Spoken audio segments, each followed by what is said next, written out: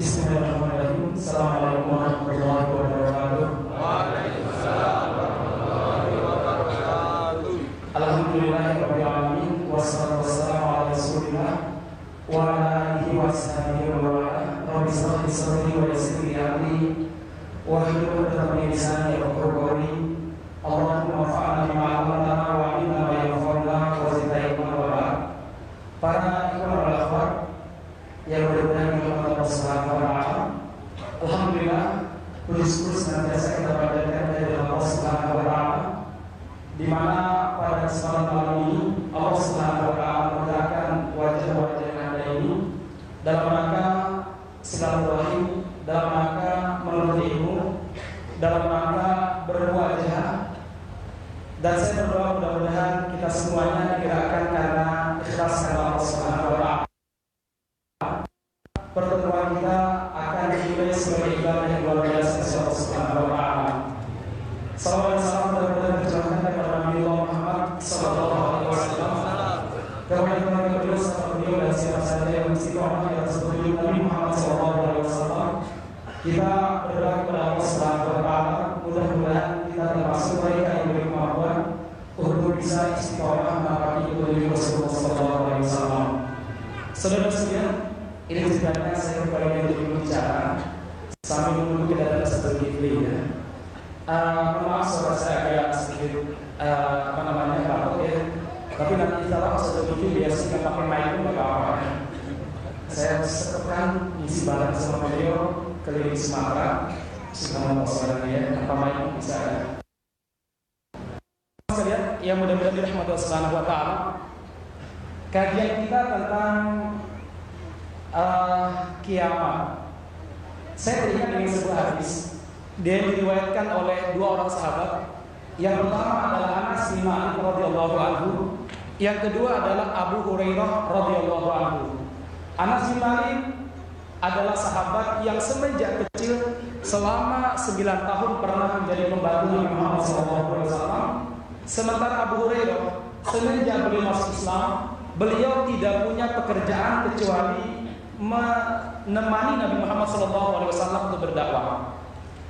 Abu Hurairah mengatakan begini, hadis ini adalah hadis yang membuat para sahabat sangat bahagia setelah mereka masuk Islam. Artinya apa? Tidak ada perkara yang lebih membahagiakan para sahabat melebihi kebahagiaan mereka ketika mendengarkan hadis ini. Anas bin Malik, beliau mengatakan, semenjak saya masuk Islam, melebihi kebahagiaan saya mendengarkan hadis ini. Apa itu? Ada seorang Badui. Tahu Badui? Badui itu orang Arab deso, kalau bahasa kita namanya, yang identik dengan orang tidak kenal tata krama. Itu namanya orang Arab Badui dulu ya. Cuma Baduinya Jawa sama Baduinya Arab beda ya. Kalau Baduinya Karanganyar biasanya lebih desa, lebih sopan ya. Bukan berarti orang kota nggak sopan, sangat sopan tentunya. Baik terus sekalian, orang Badui datang menemui Nabi Muhammad SAW. Lalu dia berkata begini, Ya Rasulullah, mata sa'ah? Ya Rasulullah, kapan kiamat terjadi? Ya Rasulullah, mata sa'ah? Kapan kiamat terjadi? Ia menarik. Jawaban Nabi Muhammad SAW tidak menyebut angka. Tidak mengatakan tanggal 12 bulan 12 2012 berlalu dah ya. Enggak jadi dengan kiamatnya ya. Diurut. Soalnya Imam Mahdi belum turun. Ya. Dajjal belum muncul. Baik jemaah sekalian yang mudah-mudahan dirahmati Subhanahu wa taala, sekali lagi Nabi tidak menyebutkan angka. Dan Nabi tidak pernah, dan ini sebuah prinsip kita dalam memahami fiqh asyrati saat, tanda-tanda kiamat, jangan pernah menyebut angka. Ya, karena Rasul aja ketika ditanya sama malaikat Jibril, maka saat kapan kiamat, beliau menjawab, man mas'ulu anha bi'alam nasai. Orang yang ditanya tidak lebih tahu daripada yang bertanya. Artinya apa? Yang bertanya lebih tahu. Maksudnya Jibril lebih paham daripada Muhammad. Beda sekalian, kembali kepada dialog lagi. Rasulullah SAW malah bertanya balik kepada si Badui ini. Beliau mengatakan, Mada a'dadalah. Kalau Anda bertanya kepada saya kapan kiamat, saya bertanya kepada Anda, madza a'dadalah? Apa yang Anda persiapkan untuk menghadapi hari kiamat? Sebenarnya di balik kita kegembiraan dan keramaian mengkaji tentang akhir zaman, satu hal yang perlu kita pertanyakan, madza a'dadalah? Apa yang kalian, teman-teman saya, yang kita persiapkan menghadapi kesemuanya? Kita sudah paham akan ada sebuah parade perang akhir zaman. Seluruh agama samawi, baik Yahudi, Kristen, Hindu, Yahudi, Kristen maupun Islam, sepakat akan terjadi sebuah pertempuran yang maha dahsyat. Orang-orang Barat menyebutnya dengan artinya perang Magedo, sebuah lembah yang terletak di Israel. Sekarang ada, nanti adik-adik mas-mas buka di Google nanti ya, yang HP sekarang ya, cari The Land of Megiddo. Itu akan muncul sebuah lembah yang sangat datar. Menurut keyakinan orang-orang Yahudi, disitulah terjadi parade perang maha dahsyat antara Islam dengan Romawi ataupun Barat hari ini. Ya, terjadi mana? Di Megiddo. Ya, Romawi di situ. Nah, jemaah sekalian yang mudah-mudahan dirahmati Subhanahu wa taala. Sementara orang-orang Islam juga meyakini hal yang sama, cuma tempatnya sedikit berbeda. Sebuah wilayah di Suriah, sementara orang Kristen ataupun Yahudi di Megiddo. Antara Suriah sama Megiddo sama-sama masuk wilayah yang kita kenal dengan Syam, ya, yang hari ini sedang gejolak baik di Palestina maupun di Suriah. Di mana Rasul mengatakan Ardus Syam, negeri Syam, Ardul ribat ila yaumil qiyamah, negeri tempat perjuangan sampai hari kiamat. Jadi jangan pernah berharap Palestina maupun Suriah atau salah satu tempat tersebut berhenti dari perang. Karena Rasul mengatakan dua negeri ini, ya, negeri Syam khususnya, akan menjadi negeri pertempuran sampai akhir zaman nanti, ya, sampai akhir zaman nanti. Mengharapkan Israel berdamai dengan para mujahidin yang ada di Palestina itu sama dengan mengharapkan matahari teduh, ya.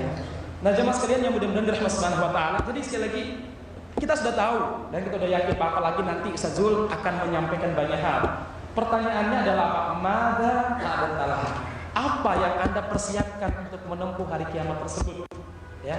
Kita juga sudah pernah mendengarkan hadis di mana Rasul mengatakan satu jannaduna junudan, kalian akan membentuk pasukan-pasukan inti. Ya, pasukan-pasukan inti. Jundan di Syam, satu pasukan kalian bentuk di Syam. Jundan bil Yaman, satu pasukan inti di akhir zaman di Yaman. Wa jundan bil Irak, satu pasukan inti adanya di Irak. Allah, kalau saya menemukan tiga pasukan ini, saya bergabung dengan yang mana? Alaika bisyam, hendaklah kamu bergabung dengan pasukan yang di Syam. Jemaah sekalian, kita tidak boleh memastikan apakah mereka yang sekarang berjihad di Suriah atau tidak, enggak. Tapi jelas Rasul mengatakan hendaklah kamu bergabung dengan di Syam. Sekarang pertanyaannya, madza a'dadalah? Apa yang kita persiapkan untuk menjadi bagian daripada mereka? Kan begitu. Rasulullah SAW juga mengatakan bahwa Imam Mahdi, saudara sekalian, Imam Mahdi yang akan muncul di akhir zaman, ya, Imam Mahdi akan dikawal oleh tiga pasukan inti. Pasukan pertama berasal dari Madinah, pasukan yang kedua dari Syam, dan pasukan yang ketiga berasal dari Afghanistan ataupun Khurasan. Sekarang pertanyaannya, kita mau menjadi pengawal yang mana? Kan begitu masalahnya kan? Makanya pertanyaan kan Rasul sangat logis sekali, ya. Madza a'dadalah? Apa yang Anda persiapkan menghadapi peristiwa demi peristiwa tersebut? Nah, saudara sekalian yang mudah-mudahan Allah Subhanahu wa taala, baik. Sahabat Badui ini menjawab begini, ya Rasulullah, ma'adatu bikathiri sholat wala bikathiri sodaqah wala bikathiri siyam. Ya Rasulullah, saya tidak mempersiapkan khusus puasa biasa-biasa aja, sedekah ya, kemudian sholat ya biasa-biasa saja. Ya biasanya para sahabat luar biasa mata kita kan, itu bedanya kan ya. Biasa-biasanya para sahabat ya 5 waktu di masjid. Kalau kita biasa-biasanya sering makruh, bukan lagi masjid ya. Nah, teman sekalian yang mudah-mudahan dirahmati Subhanahu wa taala, walakinni akan tetapi ya Rasulullah, ada satu yang saya andalkan. Apa? Ini uhibbullah wa rasulah.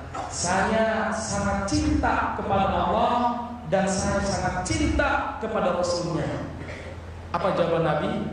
Al-mar'u ma'a man ahabba. Seseorang sangat tergantung dengan siapa yang dia yang dia cintai.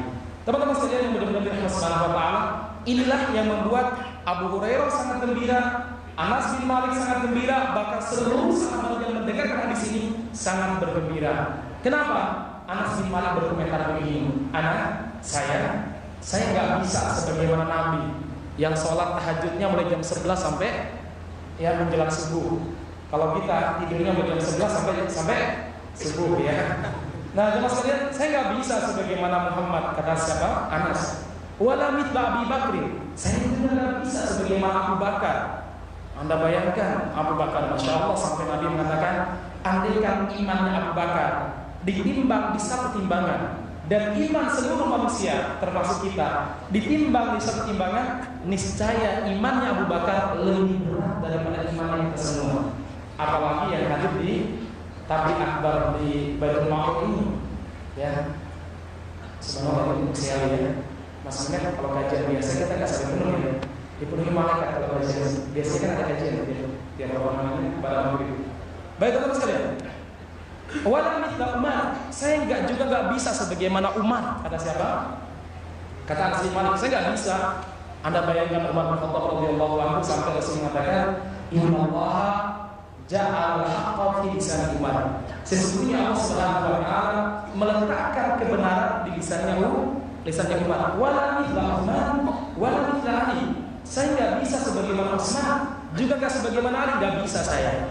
Walakinni, tetapi saya Anas bin Malik, uhibbuhum, sangat mencintai mereka, la'ali ma'hum yaumil qiyamah, mudah-mudahan saya di hari kiamat bersama dengan mereka. Maksud muslimin, ini poin pertama yang hendak saya sampaikan kepada antum semuanya. Sudut pandang yang perlu kita bangun, ya, sudut pandang yang perlu kita bangun, mengkaji fikih akhir zaman, bukan sekedar kita ternuansa, terbuai pada peristiwa demi peristiwa, ya, bahwa nanti akan muncul Dajjal, akan terjadi perang dahsyat Armageddon, nanti Istanbul akan ditaklukkan oleh umat Islam untuk kedua kalinya dengan kalimat la ilaha illallah, bertakbir selama 3 kali, ya Allah, yang di bawah laut, dekat laut itu akan runtuh. Allahu Akbar, benteng sebelahnya akan runtuh lagi. Allahu Akbar, benteng sebelahnya akan runtuh lagi. Itulah mukjizat kalimat tauhid di akhir zaman nanti. Nah, maksud muslimin yang mudah-mudahan dirahmati Allah Subhanahu wa taala, kita tahu itu akan terjadi, ya. Bahwa nanti akan muncul dabbatan minal ardi, akan muncul binatang melata dari dalam perut bumi.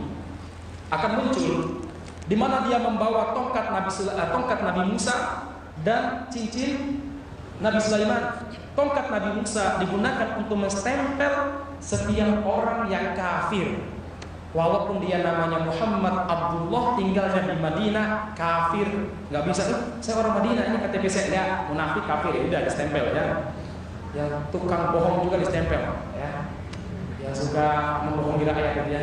Nah, teman sekalian, yang mudah-mudahan dirahmati Allah Subhanahu wa taala, yang mudah-mudahan dirahmati Subhanahu wa taala.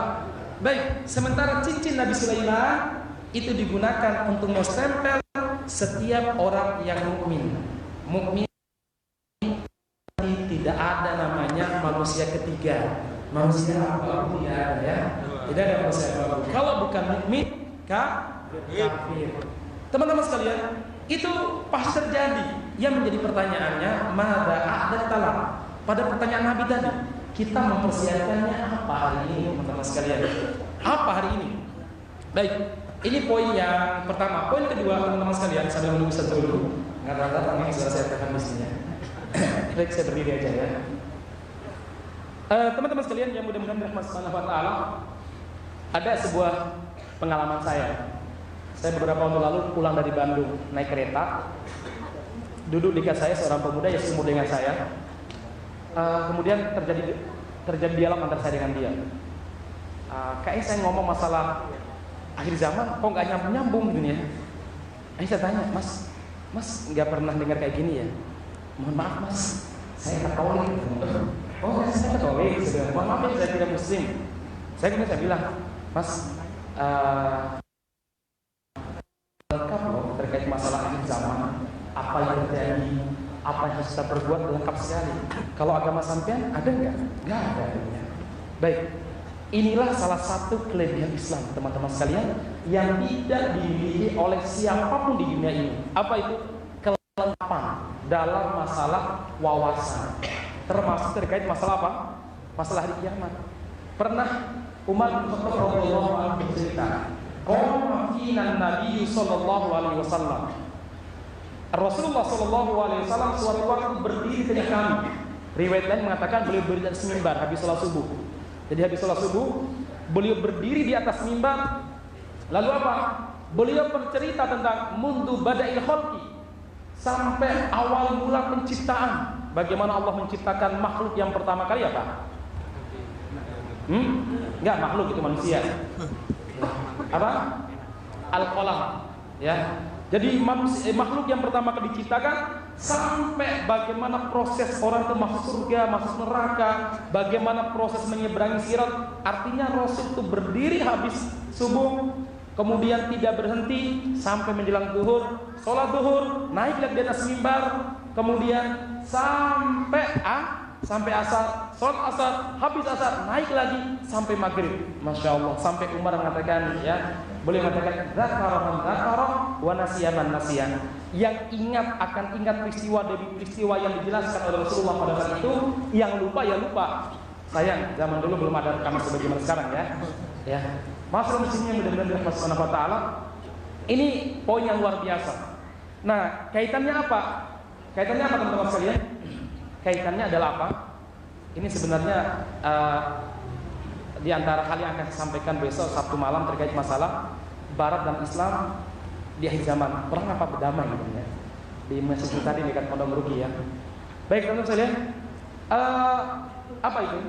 Ada sebuah yayasan yang dimiliki oleh mantan Perdana Menteri Inggris, namanya Tony Blair. Nah, dia punya yayasan namanya Tony Blair Foundation. Apa yang mereka lakukan? Mereka melakukan pengkajian terhadap akidah umat Islam. Dia mengatakan begini, ada hal yang menarik dalam tulisannya, dalam buku menulis sebuah laporan, apa itu dunia, ya, behind their mind, ya, di belakang otaknya para pejuang, ya. Dia mengatakan apa? Salah satu yang membuat dan mencoba melawan hegemoni Barat hari ini, membuat umat Islam semangat, walaupun mereka itu sebenarnya secara kekuatan apa militer dan kekuatan ekonomi sangat lemah sekali. Apa itu? Mereka mengatakan apa? Karena umat Islam sering mengkaji the end of day. Apa ini? Hari kiamat. Apa ini? Kiamat ini. Ini kata mereka apa? Yang membuat umat Islam semangat, bangkit, berani melawan kedoliman orang-orang Barat. Kenapa? Umat Islam punya keyakinan tentang al-qiyamah, tentang kiamat, tentang asratus saah, tanda-tanda kiamat. Kok bisa? Padahal orang Kristen juga punya keyakinan terhadap hari kiamat. Apa yang membedakan antara orang Kristen dengan orang Islam? Sama-sama punya keyakinan. Orang Kristen tidak bangkit, justru membuat mereka semakin pengecut, ya. Sementara orang-orang Islam semakin semangat. Ternyata teman-teman sekalian, kalau kita berbicara nubuat, yang benar nubuat, ya, bukan nubuat, ya. Nubuat,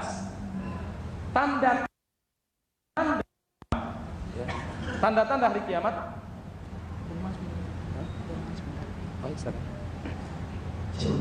Mobil plat nomor AD 9124 JK, mobil AD 9124 JK, mobilnya silakan yang merasa memiliki bisa diperoleh.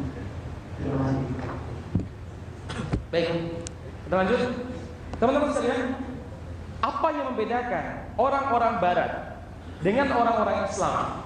Sama-sama meyakini kiamat. Orang Kristen justru semakin jauh dari gereja, sementara pemuda-pemuda Islam, masya Allah, saya lihat ini rata-rata pemuda, ya, jarang yang umur di atas 50, jarang. Ada 1-2 menurut saya, tapi saya lihat, boleh pemuda 20 tahun yang lalu. Terus kalian yang mudah-mudahan dirahmati Subhanahu wa taala. Jadi sekali lagi, apa yang bedakan orang-orang Barat hari ini, teman-teman saya? Orang gereja. Bahkan saya baca beberapa kajian, beberapa telusuran para YouTuber ya, itu bertanya kepada anak-anak muda di Eropa, kenapa mereka menjauhi gereja? Jawaban mereka apa? Malas. Kenapa? Satu, tanpa Yesus kami bisa hidup, kan ya. Yang kedua, gereja terlalu berat pajaknya, 10-20%. Antum masuk masjid Baitul Ma'mur gak ada pajaknya ya? Gak ada. Justru nanti dikasih air minum gratis ya panitia? Oh nggak ada ya? Ada nanti ya. Nah jemaah sekalian, mudah-mudahan dirahmati Subhanahu wa taala. Jadi sekali lagi apa? Mereka bilang, kami tanpa Yesus kami bisa hidup. Ya. Kemudian apa kata mereka? Kalau kami masuk gereja, kami dibayar, dipala ini ya. Ya. Sementara orang Islam, teman-teman sekalian, apa yang buat mereka semakin dekat dengan apa namanya? Dengan masjid, bahkan semakin semangat mengkaji fikih akhir zaman. Ternyata teman-teman sekalian, semua narasi, apa narasi itu? Semua cerita, rangkaian peristiwa akhir zaman selalu berpihak kepada Islam. Betul nggak? Betul nggak? Betul. Makanya perlu kita kaji, ya, perlu kita waspadai, kita kaji, dan kita perlu tentukan sikap.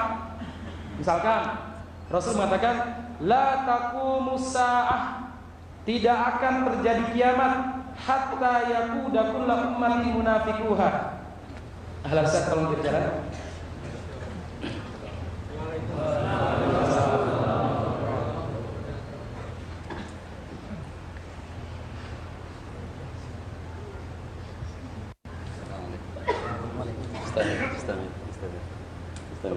Saya doakan.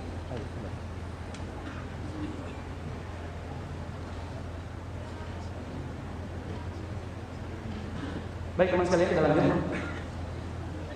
Jadi sekali lagi, materi akhir zaman sampai-sampai membuat peradaban barat digoncang, sehingga diusulkan kepada PBB agar kajian-kajian akhir zaman ini jangan dikaji. Semua narasi-narasi perang akhir zaman dan narasi akhir zaman selalu berpihak kepada Islam. Imam Mahdi, adanya pasukan dari Madinah, dari Syam, dari Khurasan. Dan hari ini terbukti teman-teman sekalian. Hari ini Amerika sudah minta berkali-kali kepada Taliban untuk damai. Kenapa? Mereka perang tapi nggak pernah menang. Mereka mau hengkang, tapi sebab udah lama ingin tarik, cuma ingin narik diri dengan terhormat gitu, daripada. Masya Allah, luar biasa. Ini salah satu nubuat akhir zaman ya.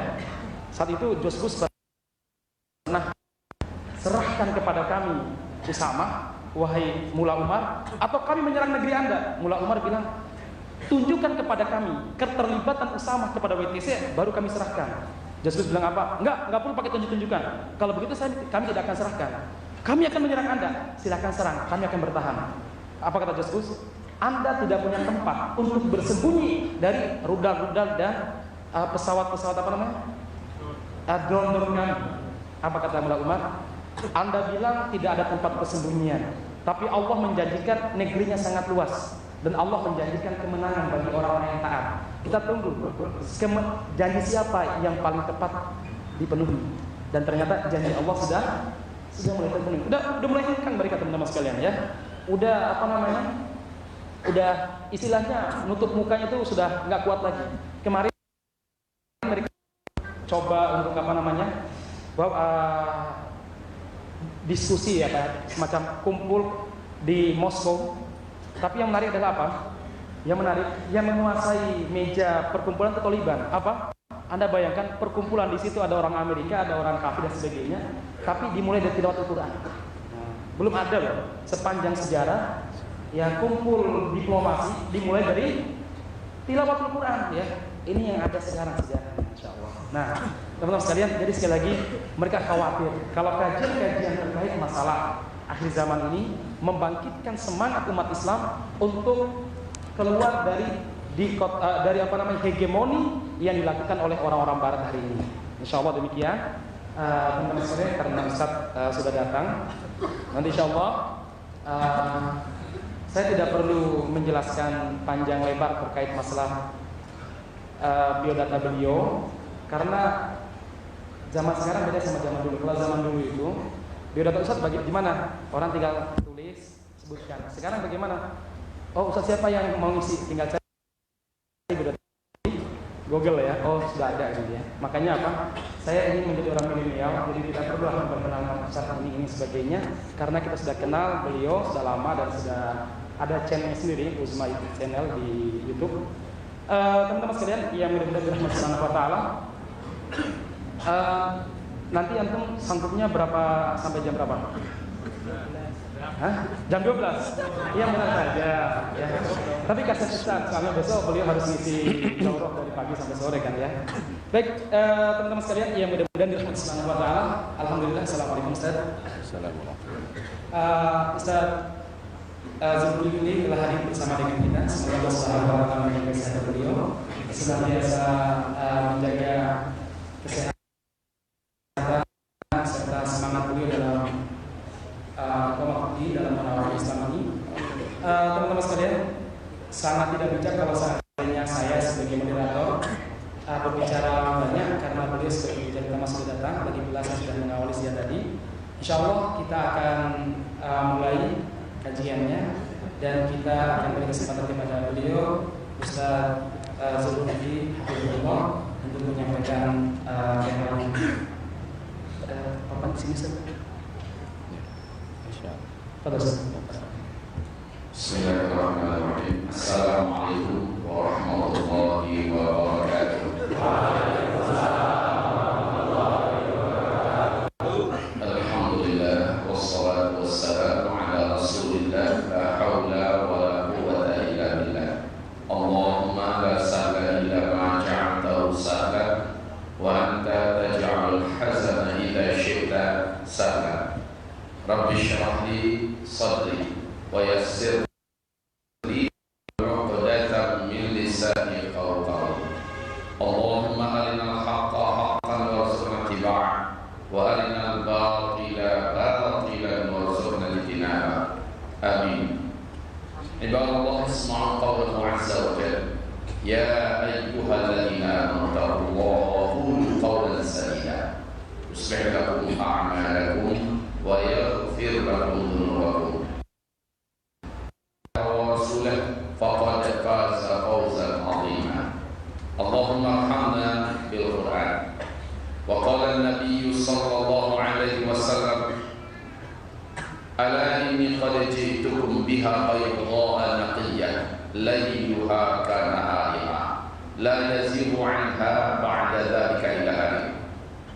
Amma ba'du, ma'asyiral muslimin wal muslimat, mu'minin wal mu'minat, insyaallah arsyadani wa iyyakumullah.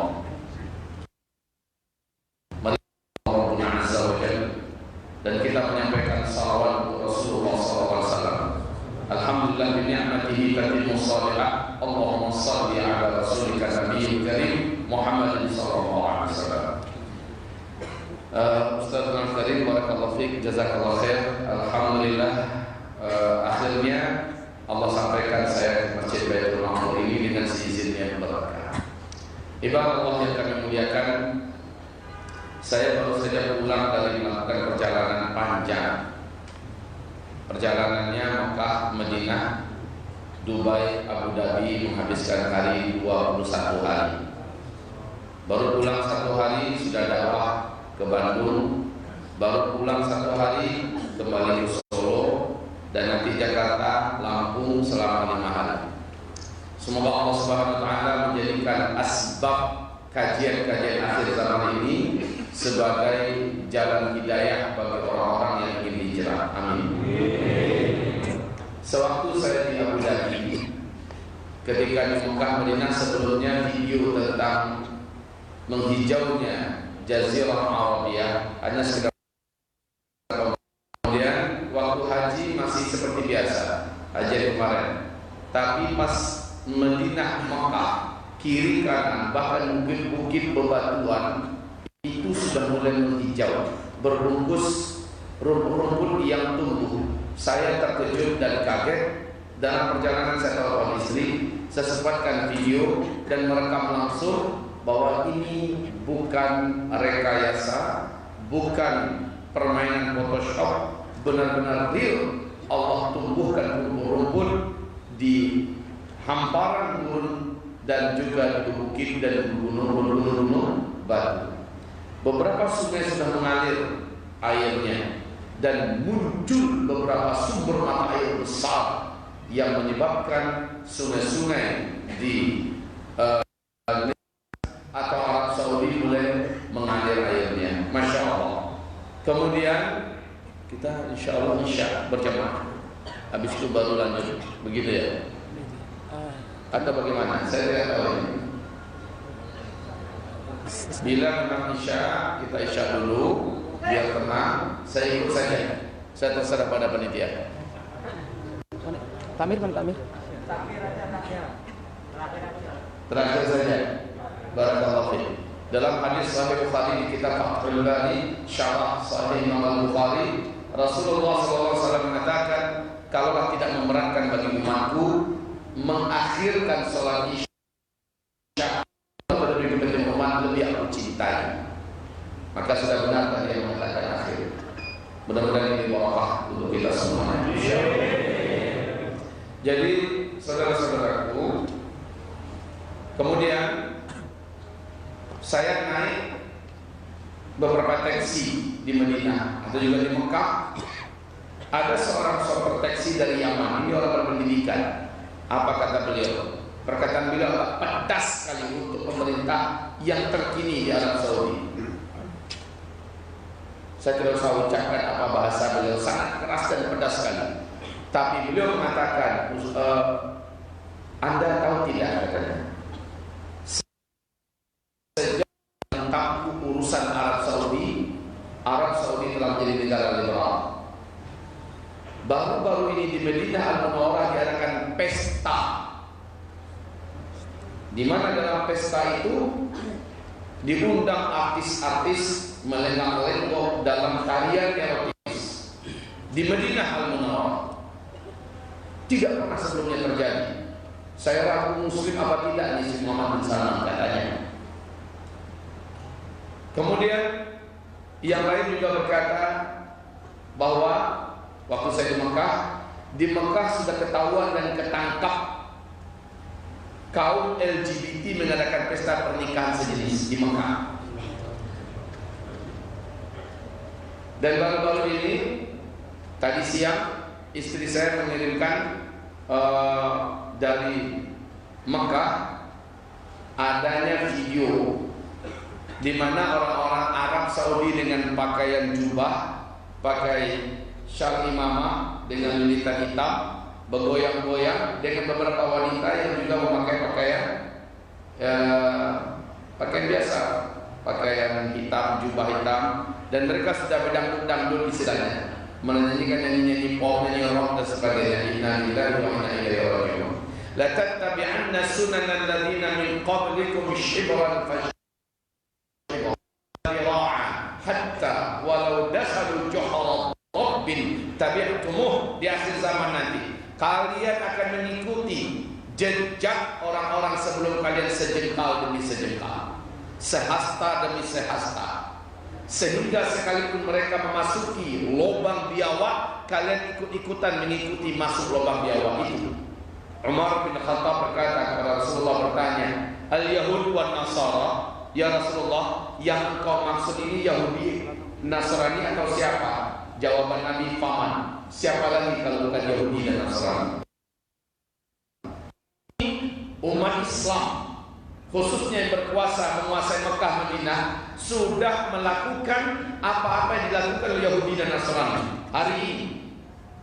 Sejak Muhammad bin Salman 2 kali Ramadan yang lalu mengambil alih urusan kekuasaan dan politik di Arab Saudi, sejak itu Arab Saudi dirubah 180 derajat, berbeda dengan apa yang dilakukan oleh ayahnya Raja Salman. Apa? Maaf dari panitia, ini yang membesar, yang punya mobil kayaknya Honda ya, AD74402. Saya lagi AD74402 yang darurat di kedua, dikasih AD74402. Saya merasa cukup lengkap apa yang dilakukan pada masa sekarang ini. Para pangeran, penyekapan orang-orang penting yang dilakukan terhadap wartawan senior Jamal Khashoggi, ya, semuanya terjadi dengan betul-betul telanjang mata. Wallahi kaum muslimin hamba Allah yang muliakan, saya menyaksikan apa yang digambarkan Rasulullah lebih 1400 tahun yang lalu terjadi di masa kita.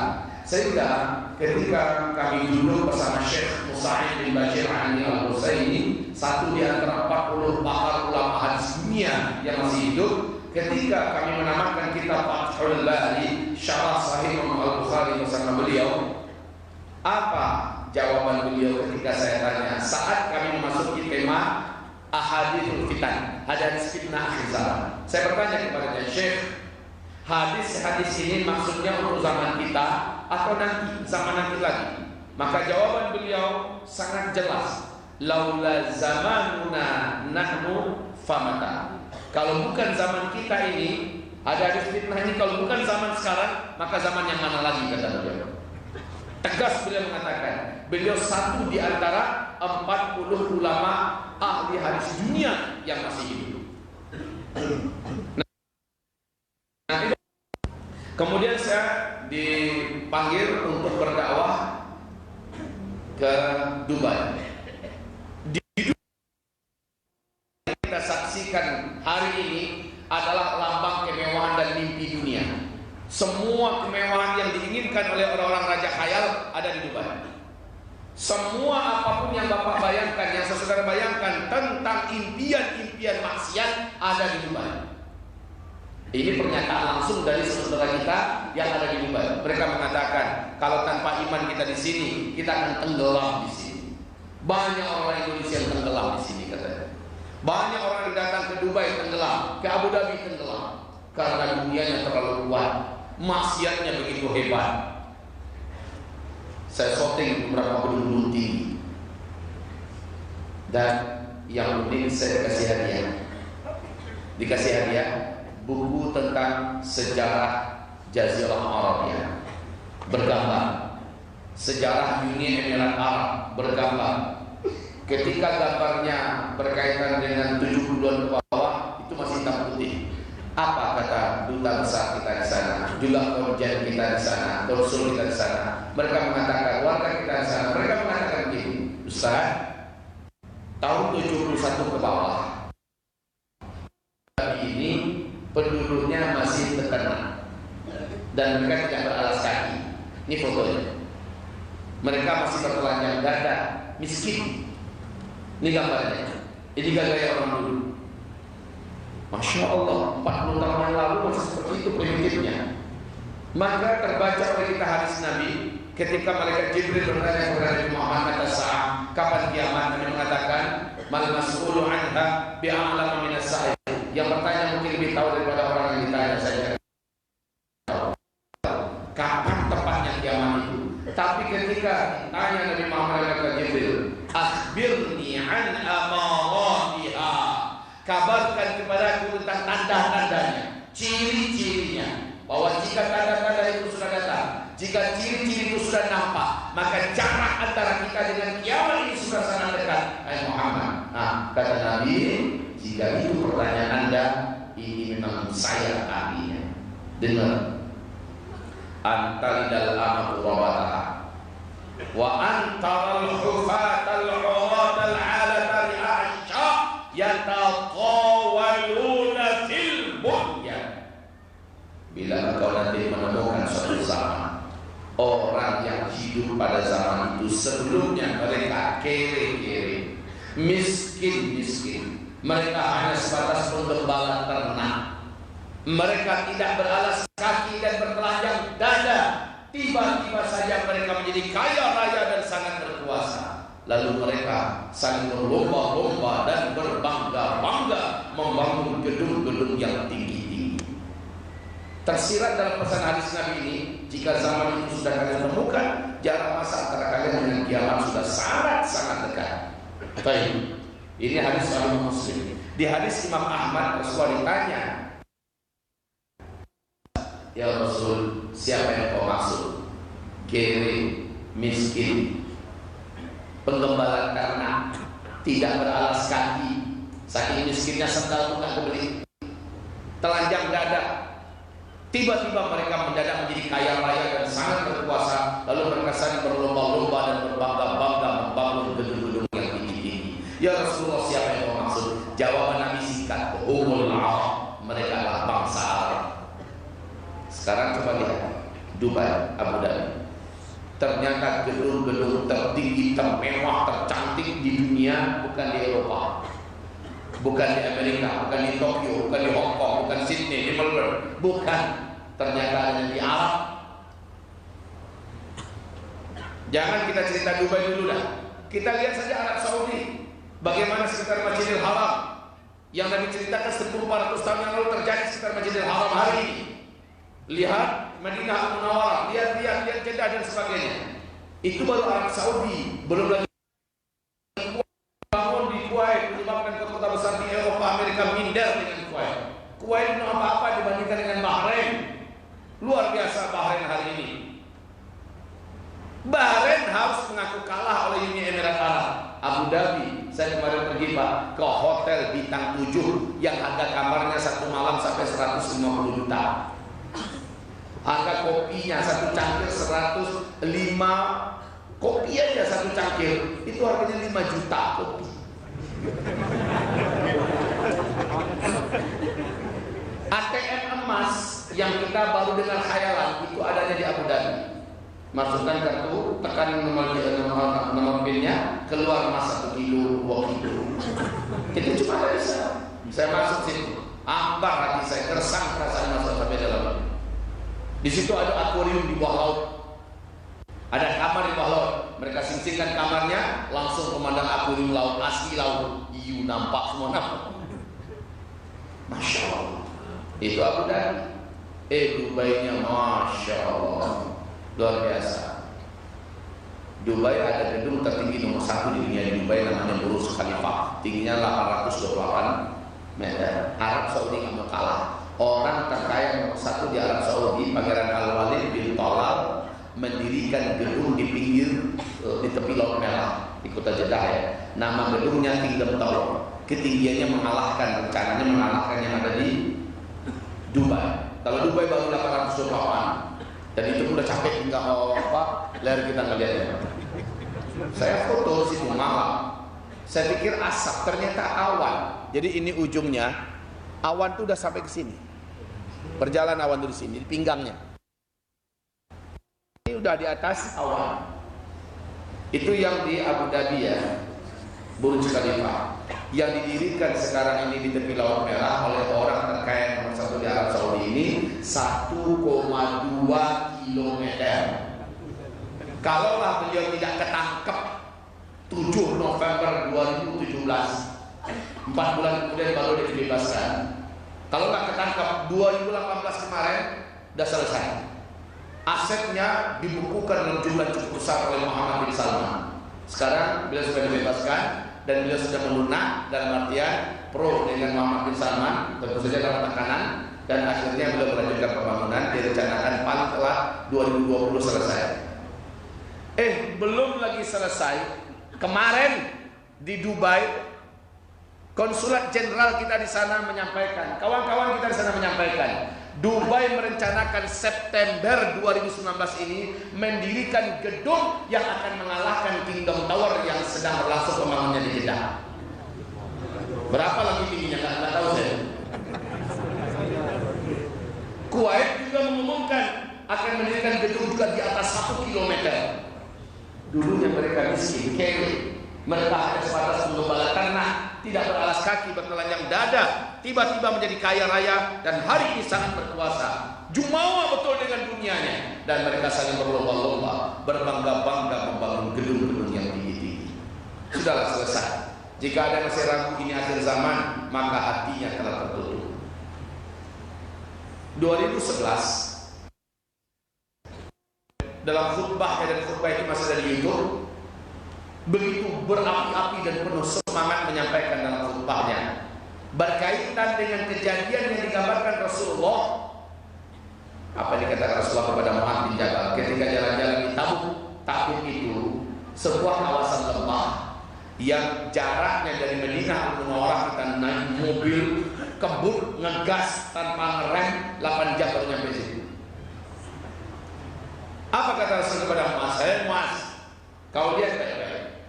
Jika lembah ini sudah mulai dituruni salju, maka jarak ubun-ubun kau dengan kiamat sudah sangat dekat. Muaz, pertama kali salju turun di Tabuk hanya semata kaki, dan itu viral di semua berita dunia. 2010 tambah tinggi saljunya turun. 2011 udah sebetis. Inilah 2011 Syekh Syuraim Imam Masjidil Haram menyampaikan khutbahnya yang intinya mengatakan ini tanda yang tidak terbantahkan di antara tanda-tanda akhir zaman, kiamat sudah dekat.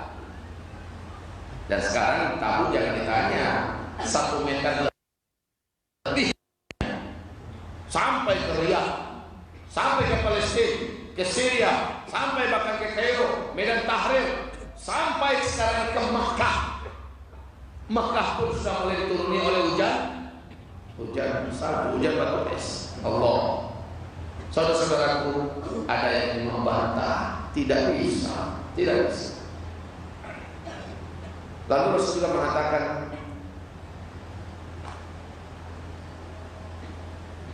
la taqumu sa'ah hatta yasira al-furat bi jabal al-antah yaqtatilu an-nas 'alayhi fayuqtalu kullu mi'ah tis'atin wa tis'un fayaqulu kullu rajulin minhum la'alli akunna ana alladhi anju.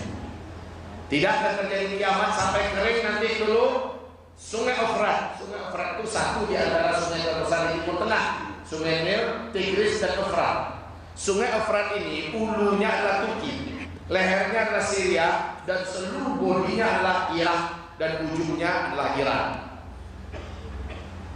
Tidak akan terjadi kiamat sampai Sungai Efrat kering dulu. Ketika Sungai Efrat mengering, manusia akan dikejutkan dengan penemuan gunungan emas yang ada dalam bumi Irak di bawah aliran Sungai Efrat itu. Dan ini akan mengundang perang besar. Setiap lelaki dari berbagai negara dunia, kata Rasulullah, akan membawa senjata-senjata mereka ke negeri Irak.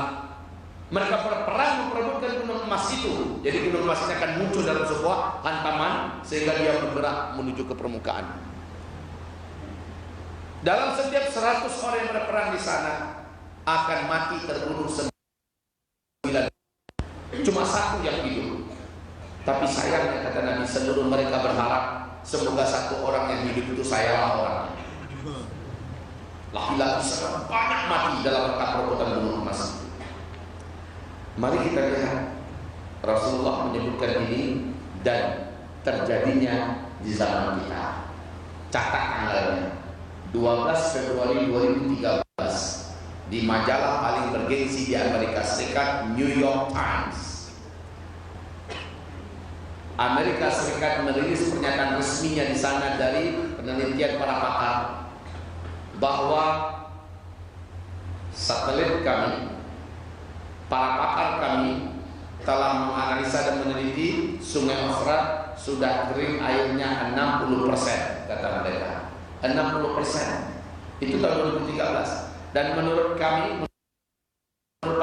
dan kering total 2014. Ternyata benar. Maret 2014 Sungai Efrat telah kering total sampai hari ini. Kemudian yang paling mengejutkan adalah pernyataan George Walker Bush atau singkatnya George Bush. Masih ingat kan makhluk satu ini? Penjahat dunia yang tangannya berdarah-darah dengan darah umat Islam, dan kezaliman yang luar biasa. Sebelum diganti oleh Barack Obama, sempat dia menyampaikan orasinya di depan Gedung Putih, dan orasi ini masih ada di YouTube. Apa kata George Bush? Satelit kita telah menemukan potensi emas yang sangat besar di dalam perut bumi Irak. Amerika Serikat katanya, selaku polisi dunia, akan memastikan emas ini tidak akan jatuh ke tangan para penjahat-penjahat dunia yang tidak bertanggung jawab. Yang paling penting kabar ini, satelit kita telah menemukan potensi emas yang sangat besar dalam perut Irak. Sesuai betul dengan hadis Nabi yang tadi kita bacakan. Kering Sungai Efrat, dan adanya gunung emas dan gunung Irak.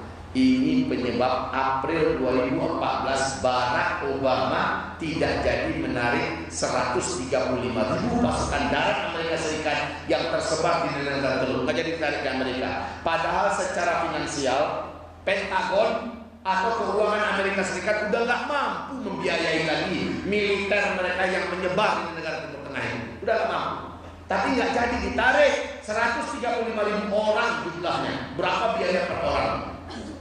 Nggak jadi ditarik oleh Obama. Yang terjadi malah ketika Donald Trump ini naik jadi presiden, yang terjadi malah dia tambahkan pasukan-pasukannya menuju ke Irak. Betul tidak? Dia tambah terus. Rahasianya sebenarnya sudah diketahui. Rusia akhir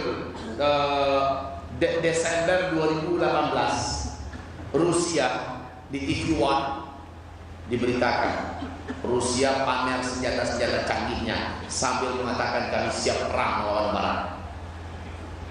Kami siap perang melawan Barat, bahkan siap perang melawan Amerika Serikat sekalipun. Ini ada Rusia dengan Cina, Rusia, Cina, India. Negara-negara blok timur tahu ada potensi besar di Timur Tengah, khususnya di Irak, sumber kekayaan yang akan mengundang perang besar.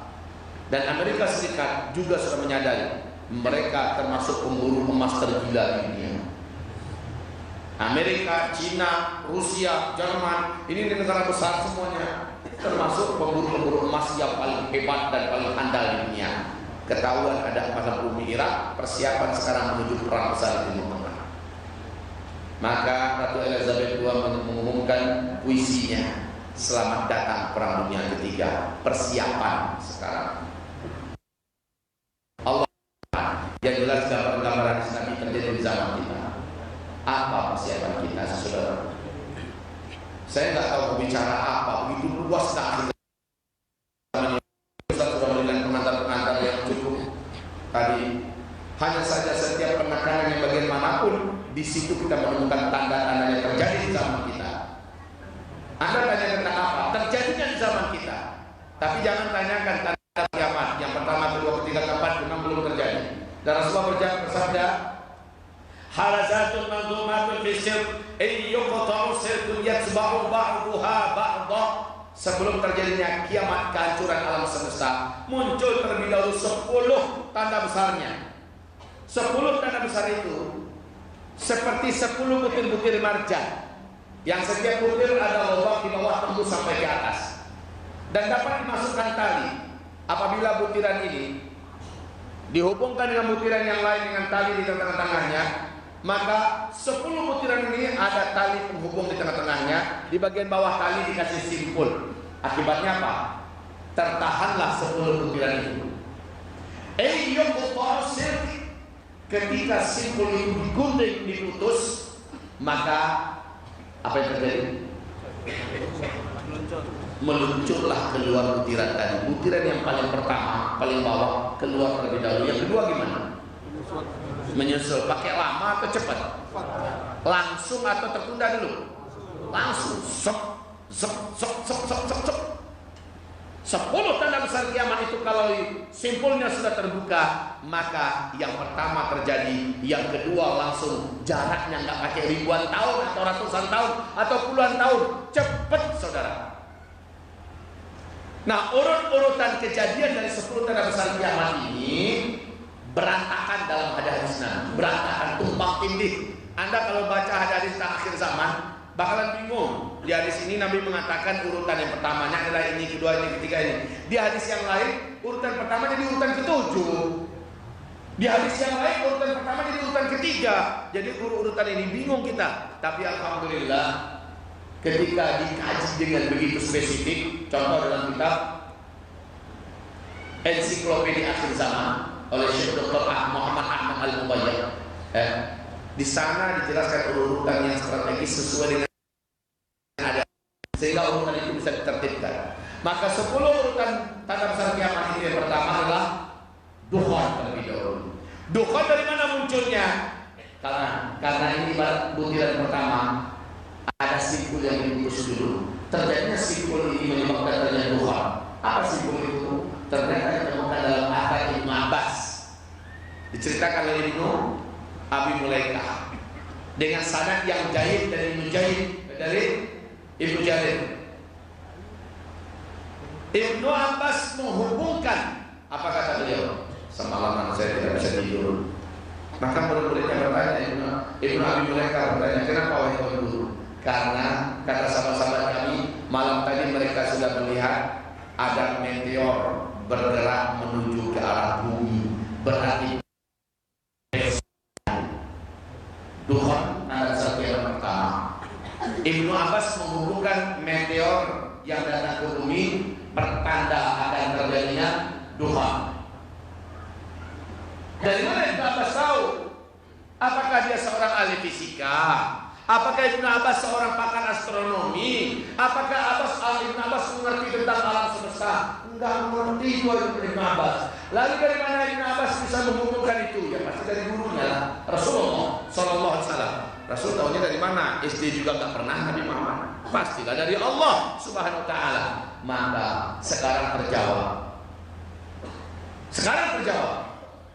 Para pakar astronomi dunia serentak menyepakati bahwa yang bisa menimbulkan bukhon adalah hantaman meteor dari luar angkasa. Ya, jadi simpul tadi itu adalah meteor.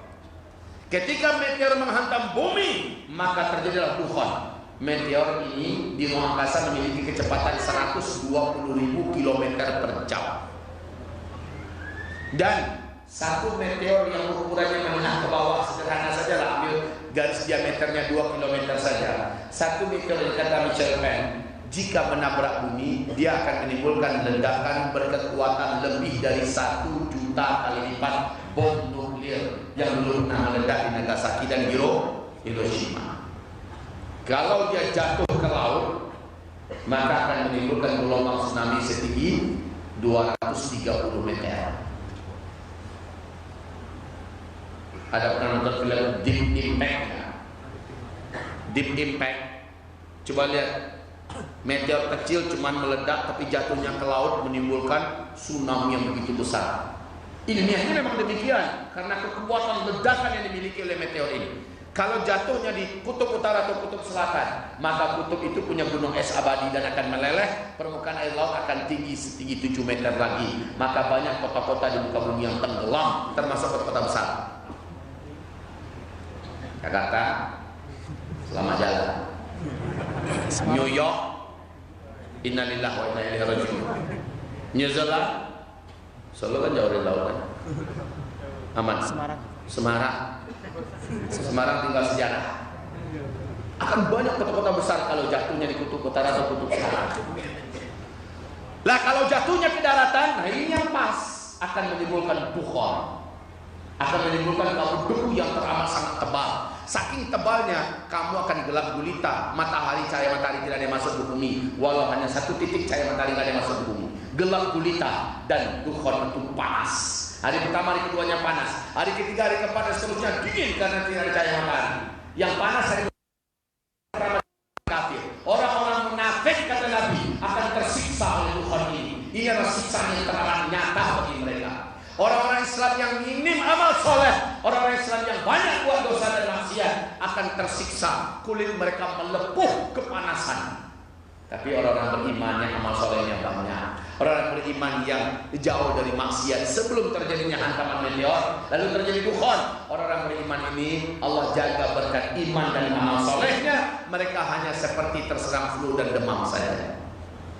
Ini dukhonnya 40 hari 40 malam. Ibarat Allah, hamba-hamba Allah yang kami muliakan. Nah, Nabi mengatakan ciri-ciri hantaman meteor menabrak bumi nanti adalah, ini ciri-cirinya. Kata Rasulullah, fi hadhihi ummah khasfun wa mashun wa qadfun. Qala rajulun minal muslimin, wa mata dzaka ya Rasulullah? Qala idza dhaharatil qainat wal ma'azif wa syuribatil khumur. Hujan meteor lalu menyebabkan terjadinya gempa di mana-mana, banyak negeri-negeri dan bumi yang tenggelam, laut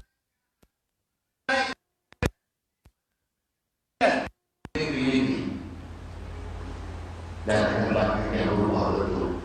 Para sahabat bertanya, "Wa ma kadzab? Kapan Qal, Nabi menjawab, idza dhaharatil qainan, apabila pada masa itu kalian menyaksikan umatku sudah munculnya penyanyi-penyanyi wanita di mana-mana. Sekelas Arab Saudi saja sekarang udah nggak malu-malu lagi muncul penyanyi-penyanyi, penari-penari. Wal ma'azif, musik, alat-alat musik sudah menyebar, beredar, disukai, disenangi oleh umatku di mana-mana. Hari ini Arab Saudi sekalipun, masya Allah. Sebelumnya kami Pak Ustaz pas lepas haji kemarin itu, saya dengan jamaah lewat di depan Hotel As-Sofwa. Hotel As-Sofwa itu kan berada-ada pada Masjidil Haram. Di bawah itu ada orang jual kaset murattal, sajadah, kitab-kitab Al-Quran, banyak dijual situ. Biasanya murattal itu berupa jasa buka toko itu murattal Quran itu. Kemarin yang diputar itu nyanyian musik. Jamaah kita ada yang ngerti dan pandai bahasa Inggris marah. Apa katanya? Kamu di depan Masjidil Haram, kamu putar musik, kemana otakmu? Marah betul dia. Apa kata orang toko ini? Kerajaan kami sudah membolehkan, membenarkan. Kamu mau apa? Kok sewot dengan saya? Masya Allah, itu kan sekarang. Jadi kalau kita lihat hari ini, wal ma'azif, musik dan alat musik, jangan ditanya. Orang Saudi dengan jubah gaya syekh, bergoyang-goyang. Itu yang mereka buat hari ini. Innalillahi wa inna ilaihi. Wanita-wanita berjubah, bahkan ada yang cadar ikut bergoyang-goyang pula. Ya Allah, ya Allah. Gimana enggak? Tahun-tahun terakhir ini dengar enggak banyak musibah di Arab Saudi? Betul tidak? Dan ke depan akan lebih berat. Mungkin 2019 ini akan banyak bencana-bencana yang lebih berat yang akan terjadi di sana. Munculnya belalang di mana-mana, jangkrik di mana-mana, munculnya hasyarat. Itu di antara tanda Allah menghancurkan Firaun dengan memunculkan terlebih dahulu makhluk-makhluk alam bermunculan di mana-mana. Sudah menjadi wabah dan hama. Masa Pak di Pullman, hotel termewah di Mekah itu kan Pullman, Grand Zam-Zam, itu punya jangkrik di dalam. Bukan yang pengimah, yang banyak di mana. Lagi sholat kita jangkrik enak aja lewat. Dan jangkrik itu sombong kayaknya. Kalau jangkrik kita kan agak tawaduk sedikit kayaknya itu, agak sedikit merendah ke bumi. Ini jangkriknya sombong betul. Jangkrik yang kayak gini yang muncul di Mekah, mirip dengan orang-orang sekarang. Nah, pengumuman lagi, silakan. Maaf, sekali lagi tolong kepada teman-teman yang bawa mobil yang lapornya AD 744 mohon dipindahkan. Ini jadi ada yang punya paham ya. Soalnya ada teman-teman yang mau lewat dari berat, sekali lagi AD 7440 UA. Ini bukan terakhir nanti ya. Kadang-kadang ada yang lupa dengan plat mobilnya. Ini Honda ya, dan fotonya ya. Iya. Saya pernah punya pengalaman kayak gini. Honda hitam. Ustaz, saya pernah punya pengalaman kayak gini. Dipanggil berkali-kali, tolong yang punya mobil ini. Yang dengar, yang punya mobil itu dengar aja. Dia nggak tahu kalau itu mobil dia. Tapi ketika disebutkan mobilnya adalah anak-anak, kalau nggak ada yang memindahkan mobilnya, kami anggap mobil itu wakaf untuk pesantren. Oh, itu mobil saya katanya. Nah gitu. Mungkin begitu kan kali.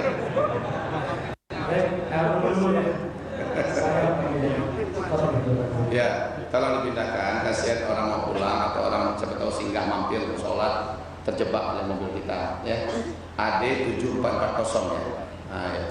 Tolong ada yang punya mobil, pindahkan. Kami tunggu 10 menit. Dan juga pindahkan dianggap wakaf masjid. Ya. Sampai mana kita tadi? Jangkrik. Masuk juga jangkrik di sini. Untung nggak cebong.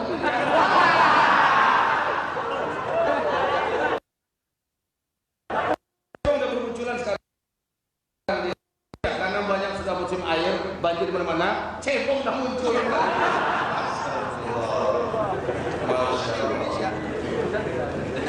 Memang akhir zaman. Di Mekah juga ada cebong. ampuni kami ya Allah dari cebong-cebong yang berkeliaran.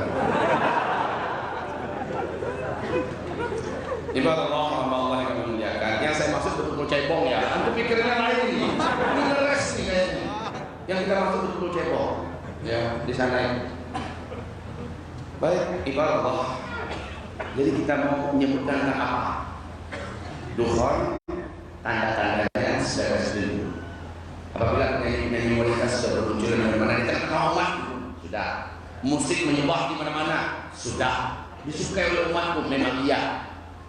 Wasyuribatil khumur, dan minuman-minuman memabukkan umatku. Jangan ditanya itu kalau di Dubai, jangan ditanya itu kalau di Abu Dhabi. Arab Saudi hari ini juga begitu. Orang kerajaan udah gak malu-malu, Ustaz. Orang kerajaan sudah ngetos-tos di Arab Saudi. Orang-orang kerajaan khamar di dalamnya. Hari ini sudah biasa mereka tos. Tos. Khamar. Dan juga ada riwayat yang lain mengatakan minuman-minum barang-barang memabukkan di akhir zaman sudah berbagai-bagai namanya. Dan itu menyebar ke umatku di mana-mana. Ada ganja, ada sabu-sabu, ada narkoba, ada morfin, ada macam-macam namanya sekarang menyebar di tengah umatku. Udah apa belum? Kita tahu waktu pembuatan reklamasi saja kemarin tiang-tiang yang masuk dari sana berapa ton yang ada di dalamnya. Dan itu bisa merusak 7 generasi. Itu yang ketahuan. Bagaimana yang tidak ketahuan? Itu yang masuk ke Arab, yang masuk ke Indonesia, yang masuk ke Malaysia. Pemerintah Malaysia ini mengakui sekarang. Yang masuk ke seluruh dunia dan Arab Saudi hari ini anak-anak mudanya. Apalagi Dubai, apalagi Abu Dhabi. Begitu juga keadaannya terjadi Bahrain, Kuwait dan lainnya. Negara-negara Timur Tengah. Wasyuribatil khumur. Apabila zaman itu sudah kalian temukan kata Rasulullah, maka itulah zaman hujan meteor akan datang.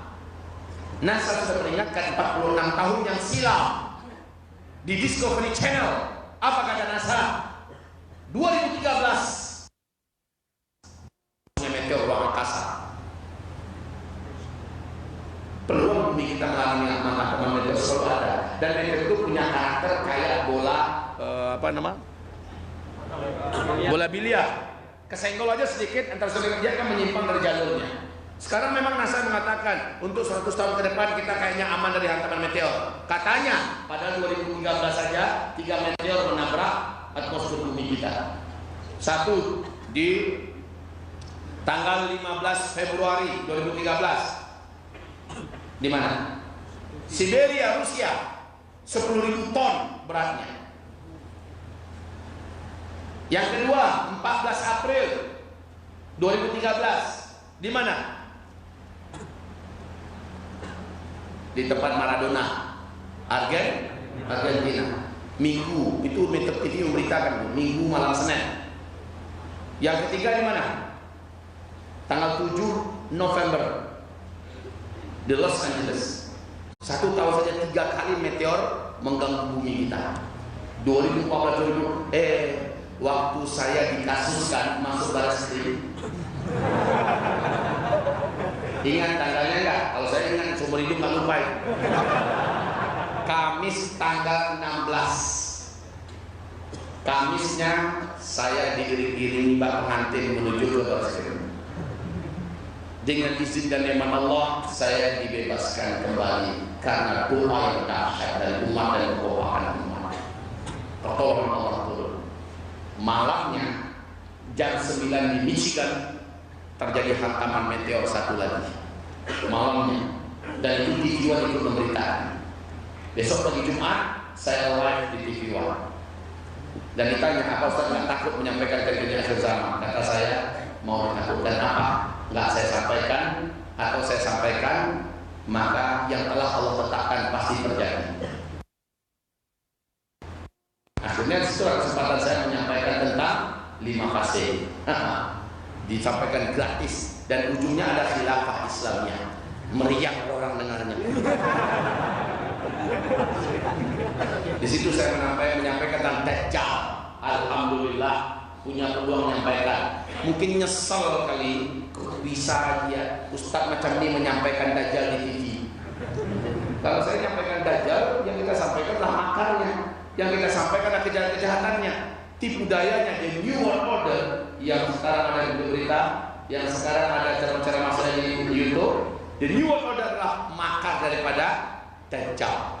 Di baliknya adalah Illuminati dan Freemasonry, dan ciri-ciri kemunculan Dajjal 1, 2, 3, 4 Romawi lengkap sudah. Saya nggak tahu cara menyampaikannya gimana, maksudnya panjang sih cerita Dajjal saja. Kalau saya ngomong non-stop 2,5 jam ini saya sampaikan waktu itu di Masjid Raya Bintaro Jaya tentang masalah Dajjal. Ini supaya lengkap, tolong dengarkan ceramah saya di Uzma Media TV channel tentang Dajjal. Dajjal terbaru, maksudnya ceramah Dajjal terbaru. Dengarkan teman-teman, Masya Allah. Dajjal itu tanda besar kiamat yang kedua setelah Dukhan. Dukhan dulu, baru Dajjal. Lah Dajjal saja, tanda-tanda kemunculan Dajjal dari hadis-hadis. 1 Romawi, 2 Romawi, 3 4 Romawi. Ini seluruhnya sudah disaksikan oleh kita sekarang. Maka dalam keyakinan hamba Allah yang bicara, ini keyakinan hamba Allah yang bicara bahwa rantai-rantai yang mengikat Dajjal hari ini telah lepas dan bebas, dan dia belum muncul ke permukaan. Kaki tangannya masih cukup untuk menguasai dunia ini. The New World Order adalah program raksasa miliknya Dajjal. Kaki tangannya adalah Illuminati. Dan saya berikutnya adalah Freemasonry, masih bergerak dengan leluasa. Mereka masih memimpin dunia secara ekonomi, secara militer, secara media, secara pendidikan, secara apa saja masih memimpin dunia. Jadi Dajjal belum saatnya itu menampakkan dirinya. Tapi Dajjal telah membebaskan setan-setan terjahat dan terganas yang disimpan dan dipenjarakan oleh Nabi Sulaiman, dan setan-setan itu menyebabkan kekacauan yang besar dan menyakiti tokoh-tokoh utama Islam yang ada di muka bumi hari ini. Panjang cerita kita dalam cerita masalah Dajjal. Ibarat Allah yang kami muliakan, kalau dikatakan tadi sampai jam 12, sanggup enggak? Semuanya menjawab tadi sanggup. Lalu Ustaz berkata, kasihan sama Ustaz Zulnya. Benar, memang perlu dikasih. Habisnya non-stop sih. Alhamdulillah saya ditolong oleh Allah saat ini dengan adanya YouTube.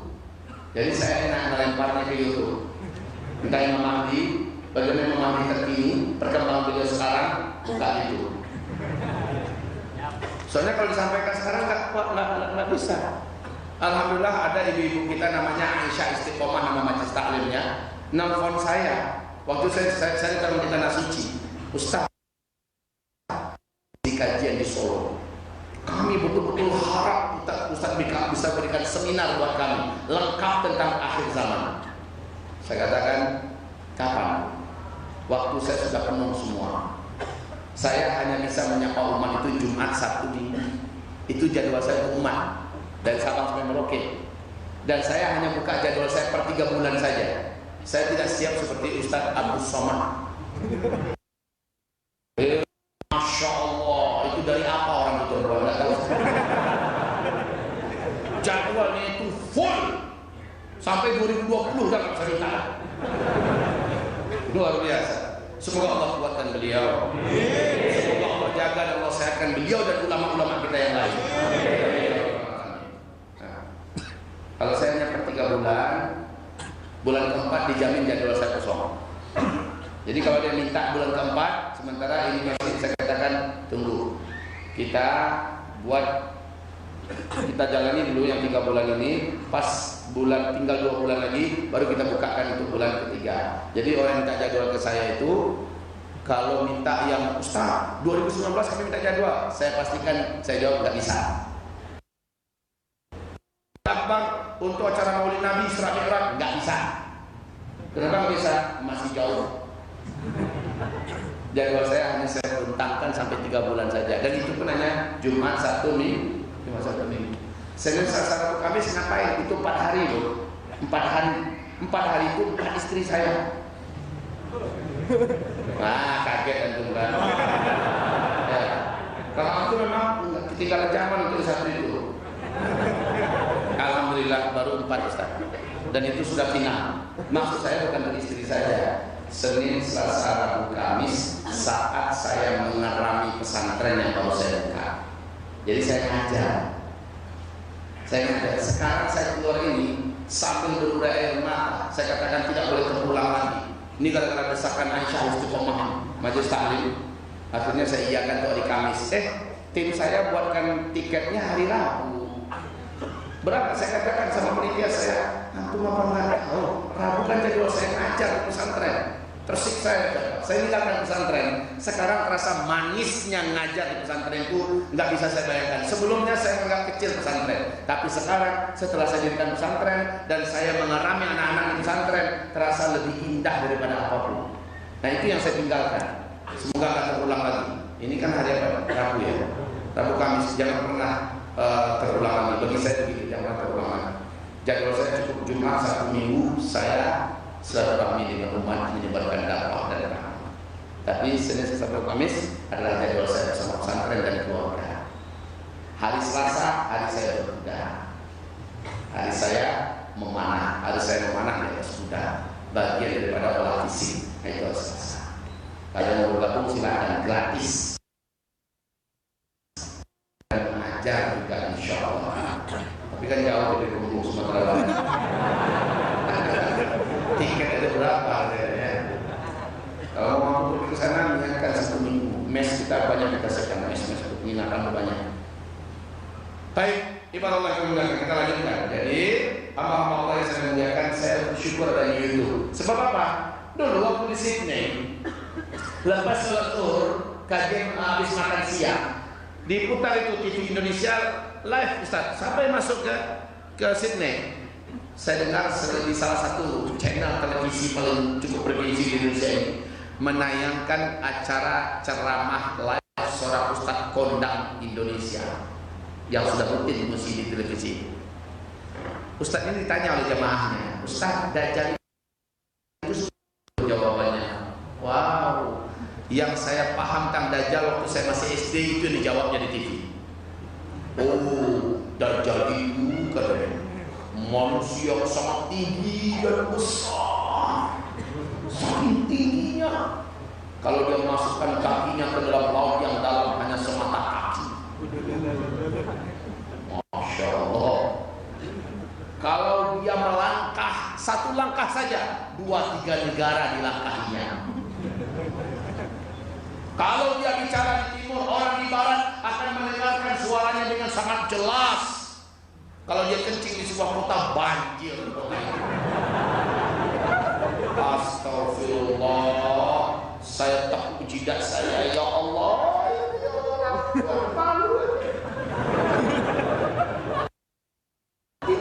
Itu kan pemahaman kita tentang Dajjal waktu SD. Akhirnya, ya Rabb, izinkan hamba suatu hari hamba bisa bicara seperti orang ini di depan televisi. Alhamdulillah. Akhirnya beberapa televisi nasional kita melamar untuk bicara saya tentang akhir zaman. Cuman kayaknya setelah itu TV-TV itu dapat warning kayaknya. Dapat peringatan keras, jangan bawa-bawa Ustaz Zul lagi.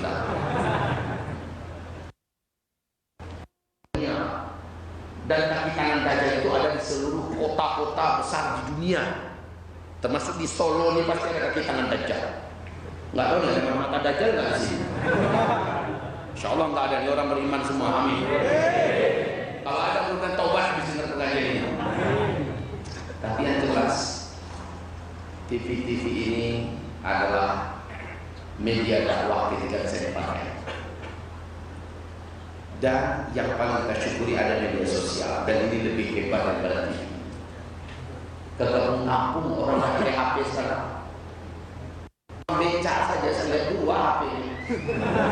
Ini canggih lagi. Saya HP jadul yang cuma 1 RAM, tiap sebentar hang. Nah ini ada bunyi Pak, HP-nya 2 tersembul, HP mahal semuanya. Masya Allah. Dan saya pas nyampe itu, Ustaz Kiamat, Ustaz Zaman. Mereka ikuti kajian kita. Tapi saya kasih juga Ustaz, asal lewat di airport, Ustaz Akhir Zaman. Lewat dari sini Ustaz Kiamat. Nah saya nanya JW ngasih label kepada saya.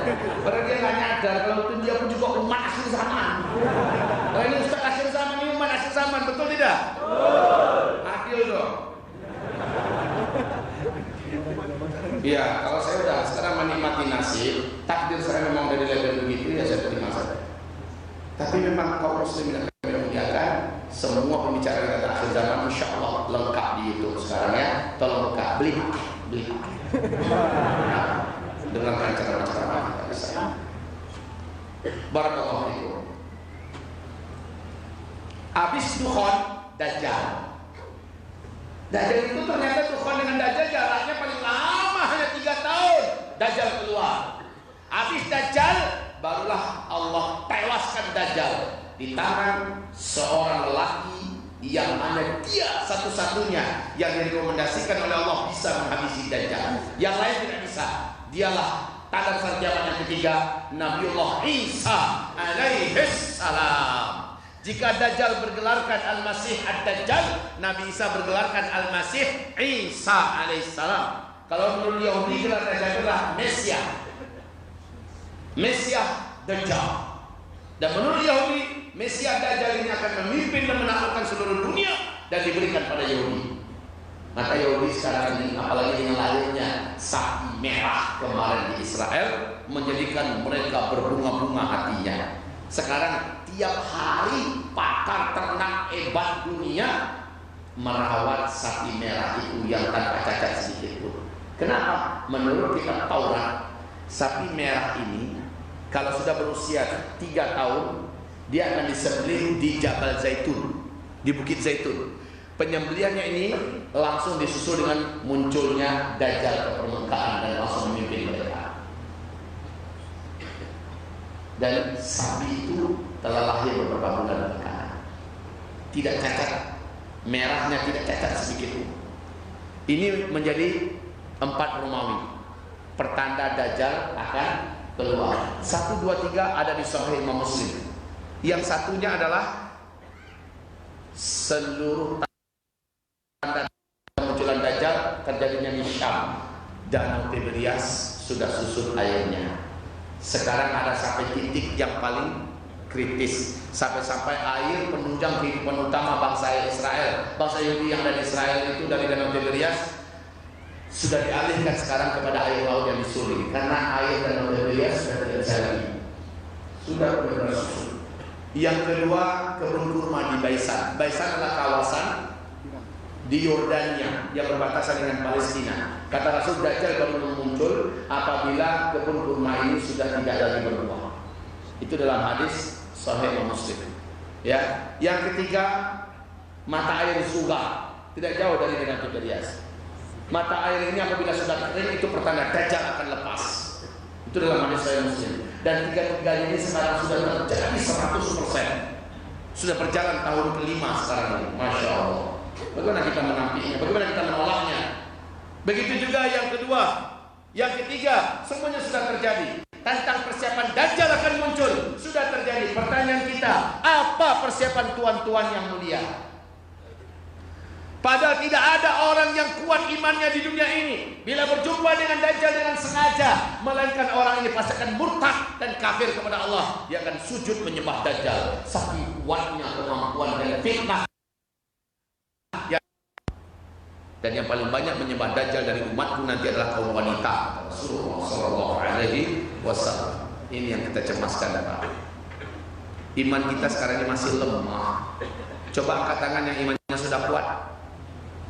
Tolong. Nah, nggak ada yang berani kan angkat tangan?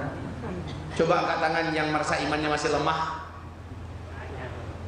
Semuanya, termasuk saya. Inilah kenyataan kita. Rasul bersabda, jangan pernah kamu berjumpa dengan Dajjal. Jangan pernah berjumpa dengan Dajjal. Karena nanti akan ada seorang lelaki yang dengan percaya diri, dia yakin imannya tidak akan berubah ketika berjumpa dengan Dajjal. Lalu dia keluar dari persembunyiannya ketika Dajjal sampai ke kotanya. Maka dia pun berjumpa dengan Dajjal. Kekuatan fitnah yang dimiliki oleh Dajjal menyebabkan iman yang di dadanya itu menguap, hilang. Dan dia kafir kepada Allah. Dia sujud menyembah Dajjal. Walaupun Dajjal sudah enyah tinggal meninggalkan kotanya, lagi-lagi ditetapkan kafir kepada Allah sampai dia mati. Saking bahayanya kekuatan yang dimiliki oleh Dajjal. Saudara-saudara paham Allah. Jadi berikutnya kajian tentang Imam Mahdi. Imam Mahdi ini antara Dukhon dengan Dajjal. Tanda-tanda kemunculan Imam Mahdi memimpin kita semua juga sudah terang benderang. Allah kasih petunjuk kepada kita. Ya sudahlah, ketika kita berbicara tentang akhir zaman, maka kita sedang mendengarkan dan menyaksikan. Kitalah orang-orang yang sedang mendengarkan, menyaksikan itu saat ini. Dan kita akan mengalami 2019 ini banyak hal yang lebih buruk daripada sebelumnya akan terjadi kepada kita semua. Saya berlindung kepada Allah. Dan istri-istri saya, keluarga saya, santri-santri saya ajak semuanya, mari berlindung kepada Allah. Terakhir, jangan sampai tidak bangun, wahai tuan-tuan yang mulia. Bangunlah, menangislah, angkat tangan tinggi-tinggi, minta kepada Allah agar kita, keluarga kita termasuk yang dijaga Allah di akhir zaman. Petaka-petaka hebat sudah mulai diberitakan oleh para pakar dan ahli dunia, ahli alam, akan terjadi dalam waktu yang tidak lama lagi kepada kita. Wahai saudaraku, ini bersamaan dengan akan munculnya peperangan Timur Tengah dan perebutan kekuasaan Mekah Madinah, kemudian kemunculan sosok keturunan kandung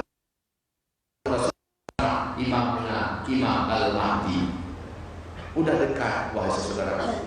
Yang penting bagi kita sekarang, sedekat apapun beritanya akan terjadi, ini semua akan terjadi, maka apa persiapan saya? Nabi dia tanya, ya Rasulullah, mata sa'ah, kapan kiamat? Jawab Nabi, ma'adat kalah. Kamu nanya-nanya kiamat, persiapanmu apa? Gitu juga kita ini. Kita dengar kajian akhir zaman ini udah akhir zaman. Pertanyaannya, persiapanmu apa? Sudah cukup buat iman kita? Ternyata tadi semuanya sepakat angkat tangan, imannya masih lemah semua. Itu bagus. Karena itu ciri khas para sahabat dalam Fathul Bari, kitab Sahih Bukhari, ya, di mana Ibnu Mulaika berkata, saya berjumpa dengan 30 orang sahabat Nabi sejauh masih hidup. Semua mereka sepakat merasa imannya masih lemah. Bagus tidak ada. Alhamdulillah. Lah kalau merasa iman masih lemah, berarti harus diperkuatkan imannya, kan begitu? Amalnya para sahabat, seluruh sahabat merasa amal mereka masih sangat sedikit, dan yang sedikit itu belum tentu Allah terima. Nah kita begitu juga nggak perasaan sekarang. Sementara di Al-Quran surah Al-An'am 158 Allah sebutkan orang yang selamat di akhir zaman adalah orang yang beriman, yang amal solehnya banyak dan dosanya sedikit. Itu orang dijaga oleh Allah. Kejadian di Palu kemarin ini, kita lihat bencana alam itu kayak milih-milih sekarang. Orang yang taat dan soleh-soleh kayak sengaja dihindari oleh bencana-bencana dan musibah-musibah yang ada. Luar biasa, Pak. Milih-milih, kayak di Lampung juga, lembaga tahfiz di pinggir laut, nggak kesentuh air, yang sebelahnya rata oleh tsunami. Masya Allah, betul tidak? Sekarang ternyata amal soleh di akhir zaman langsung jadi pelindung kita. Kisah 3 orang laki-laki di dalam gua yang tertutup pintu gua itu oleh pohon besar. Amal soleh mereka yang diundang untuk menyelamatkan mereka, ternyata dengan amal soleh masing-masing mereka terbuka pintu itu. Di akhir zaman amal soleh ini yang akan menjadi pelindung dan penyelamat kita. Lalu pertanyakan diri masing-masing, wahai tuan-tuan yang mulia, sudah berapa banyak amal soleh saya? Sholat 5 waktu saya berjamaah nggak di masjid? Puasa sunat saya macam mana selama ini? Baca Quran saya bagaimana? Apalagi hari ini, ini setan gepeng berkeliaran di mana-mana. Kita lebih akrab dengan setan satu ini daripada dengan Kitabullah Al-Quran Al-Karim. Coba lihat adab kita saja sekarang yang sudah berubah oleh setan. Katanya dunia ketemu dengan kawan, dan ketemu masing-masing wajahnya ke HP. Dengan bapak mertua wajahnya ke HP. Dengan istri sebilik, kalau dulu mesra-mesraan, kalau sekarang ke HP. Bahkan wajah istri pun dalam selimut bercahaya, ternyata lagi online.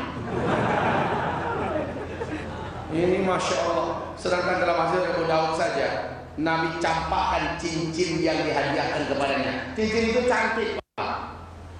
Lalu kata Rasulullah, cincin ini telah menjadikan saya sering mengalihkan perhatian saya. Sekali-sekali ke wajah kalian yang sedang bicara dengan saya, sesekali wajah mata saya melihat ke arah cincin.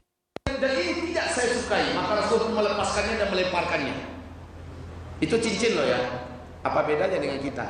Kawan kita ngomong, ya betul tuh. Tapi matanya melihat ke arah sini. Mau dilempar nggak, Be? Saran saya jangan dilempar. disimpan. Kalau ada ngomong ya di mode pesawat kan dulu, ngomonglah yang benar. Adabkanlah wajah kita, ya. Dengarkan dia dengan seksama. Kita suka nggak diperlakukan begitu oleh orang lain? Kita menghargai orang lain, dan itulah Rasulullah. Rasulullah tidak mau berlama-lama dengan cincin yang bisa mengalihkan perhatiannya, dan cincin ini pun dilemparkannya. Kalau kita nggak perlu kita lemparkan HP, lemparkan di dalam tas kita, nggak apa-apa. Ya, kemudian simaklah mertua kita bicara, simaklah keluarga kita bicara, ayah kita bicara, teman kita bicara. Coba apa sih perasaan kita ngomong kawan kita sambil jawab dia oleh HP terus, kan nggak enak banget, kan? Maka jangan buat itu. Dan Rasulullah juga bersabda Sallallahu Alaihi Wasallam, umatku nanti akan disibukkan oleh musannah. Para sahabat bertanya, "Man musannah?" Ya Rasulullah, apa itu musannah? Nabi menjawab, musannah itu adalah tulisan yang kalian tulis dengan tangan-tangan kalian nanti di akhir zaman, dan tulisan itu akan berpindah dari satu tangan ke tangan yang lain, lalu kalian sibuk membaca.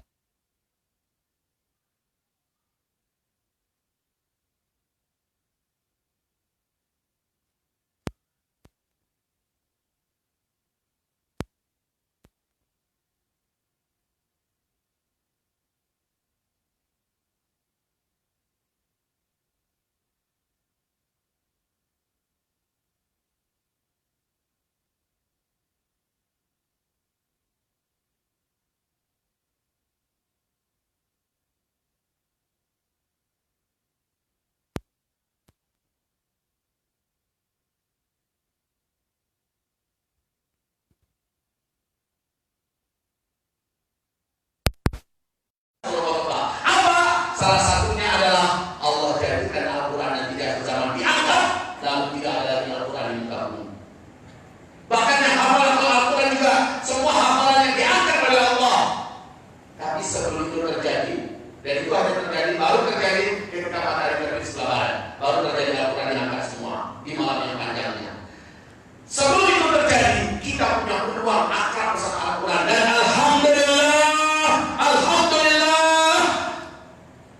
sekarang ini kita menyaksikan alhamdulillah bermunculan di seluruh dunia lembaga-lembaga tahfiz, bermunculan seperti jamur di musim hujan. Banyak para hafiz-hafiz Quran bermunculan, hadis cilik, orang tua hafiz juga bermunculan, lembaga-lembaga tahfiz tajwid semua bermunculan di mana-mana. Alhamdulillah, ini pertanda tak lama lagi memang Al-Quran yang sekarang ini dibuka oleh Allah, pintunya sebenarnya tak lama lagi akan Allah ambil. Lalu Al-Quran yang Allah ambil itu telah menjadi penyelamat dan pelindung kita nanti di depan Allah Subhanahu wa Ta'ala. Sebelum itu terjadi, ayo lebih akrablah dengan Al-Quran daripada dengan gadget ini.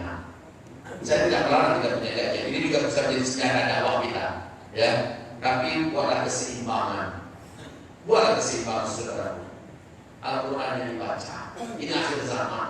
Tolong dengarkan kajian saya, amalan-amalan yang hilang di akhir zaman. Hilang itu Allah yang sengaja mentiadakannya, termasuk sedekah. Nabi mengatakan di akhir zaman kalian tidak bisa lagi bersedekah. Kenapa? Karena di fase kelima orang-orang sudah dikayakan oleh Allah semuanya. Khilafah Islam yang tegak, kemakmuran di muka bumi ini, kesejahteraan, kekayaan melimpah ruah, bumi memuntahkan semua kekayaan yang ada, sampai-sampai orang yang ingin ambil emas dipersilakan dengan sang khalifah, kamu ambil di gudang emas kita, berapa kamu mau? Bahkan ada di antara kalian nanti kata Rasulullah akan mengambil emas itu dengan jubah, dimasukkan, bawa pulang, ditaruh, datang lagi, ambil lagi, berapa mau? Ambil. Saat itu kata Rasulullah tidak ada lagi orang yang mau menerima hadiah emas. Akan datang nanti di antara kalian ada yang membawa emas 2 telapak tangan kepada tetangganya, menghadiahkan. Wahai tetanggaku, ini hadiahku. Emas 2 telapak tangan menjulang, Pak. Bukan beras, tapi emas. Ambil, Pak, terimalah. Apa kata tetangga? Masya Allah, kamu adalah tetangga yang soleh dan baik. Terima kasih banyak, aku tidak bisa menerima. Tidak, aku sakit karung tuh, saya tidak tahu apa. Jadi amalan yang diangkat adalah salah satunya juga adalah amalan sedekah, infak, wakaf, apalagi zakat, ya, didiadakan oleh Allah. Sekarang sebelum itu semua saya lihat Allah punya agenda, dibuka pintu amalan ini besar-besar oleh Allah. Dan sebentar ada agenda apa? Agenda pemungutan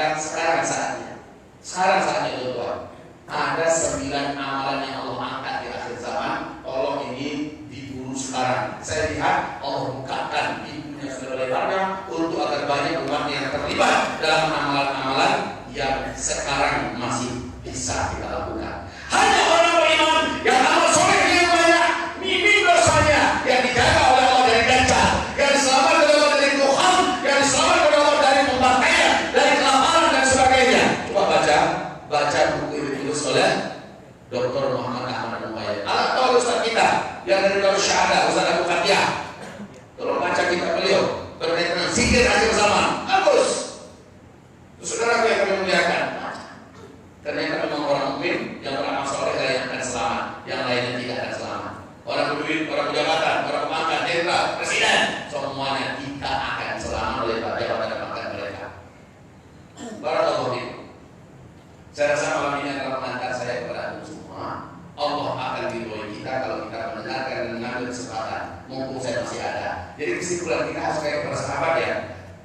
Sahabat-sahabat saking padanya Nabi meyakinkan kepada mereka tentang akhir zaman, dan Nabi itu mengajarkan kepada mereka tentang akhir zaman itu sejak lepas sholat subuh sampai masuk ke malam hari. Berhentinya Nabi cuma waktu sholat masuk. Nabi turun dari mimbar, imam sholat, naik lagi. Zuhur, asar turun dari mimbar, imam sholat, naik lagi sampai matahari tenggelam. Kata Abu Hurairah, Ubay bin Ka'ab, tidak ada di antara kami yang berani meninggalkan majelis itu. Saking asyiknya menyampaikan Nabi Muhammad SAW. Nah, dampak positif kepada mereka adalah setelah mereka tahu dekat kiamat. Dampak positifnya adalah mumpung saya masih hidup, mumpung waktu aman masih ada, saya harus berprestasi di mata Allah untuk agama Allah ini. Begitu. Nah, kita juga yang ada begitu. Jangan kebalikan, keluar dari pengajian ini lemes. Udah gak kuat jalan, bahunya udah lihat. Masuk jalan ini udah mau kiamat. Tapi kita nggak boleh gitu. Kita kayak para sahabat. Apalagi punya anak SMA, kamu dengar pengajian tadi kan? Iya Pak, iya ayah, iya Abi. Udah kiamat kan betul. Mau kuliah besok. Di dalam nggak perlu. Iya, setuju ayah. Nah besok kita jadi garing di masjid. Jangan seperti itu. Ya, kita sepakat kata Nabi besok mau kiamat masih ada satu biji kurma hari ini ada di kanan kamu saya mau tanam. Padahal Rasulullah itu tahu, Pak. Ditanam hari ini 4-5 tahun baru berbuah. Besok udah mau kiamat kata Nabi, tanam. Itu maksudnya apa? Sedekat apa pun kiamat mau terjadi. Kira-kira apa yang bisa kita lakukan hari ini yang bisa mendatangkan hasil dan manfaat yang besar buat agama, bangsa dan negara? 20-30 tahun yang akan datang, hari ini bisa kita selalu buat hari ini. Karena Allah tidak tanya hasil. Allah tidak tanya apa yang kita buat. Itu Allah tanya. Allah tidak tanya hasil. Saya melihat pesantren, saya katakan tadi, target saya pesantren ini 7 tahun akan SD masuk ke kami setara dengan S1 dan Timur Tengah. Itu target saya. Ustaz, kan Ustaz mengatakan berdekat itu menjadi tahun ini. Iya, tapi Ustaz masih di pesantren. Iya, saya katakan tadi, sedekat apapun diamalnya, apa yang hari ini yang positif yang bisa kita lakukan hari ini. Begitu. Ini yang belum nikah, jangan sampai menunda nikah. Calon pegawai itu surat menimpa udah dekat kiamat, pernikahan di pending, kemudian ada jodoh nanti sudah Firdaus akad nikahnya dia langsung kan. Jangan, justru yang ada adalah siapa yang nikah bulan depan, asamkan ya Allah tidak boleh berubah, harus cepat ini selesai. Kalau perlu dipercepat. Jangan. Nah, udah nikah. Masih sekolah, ujangan namanya. Masih ujangan.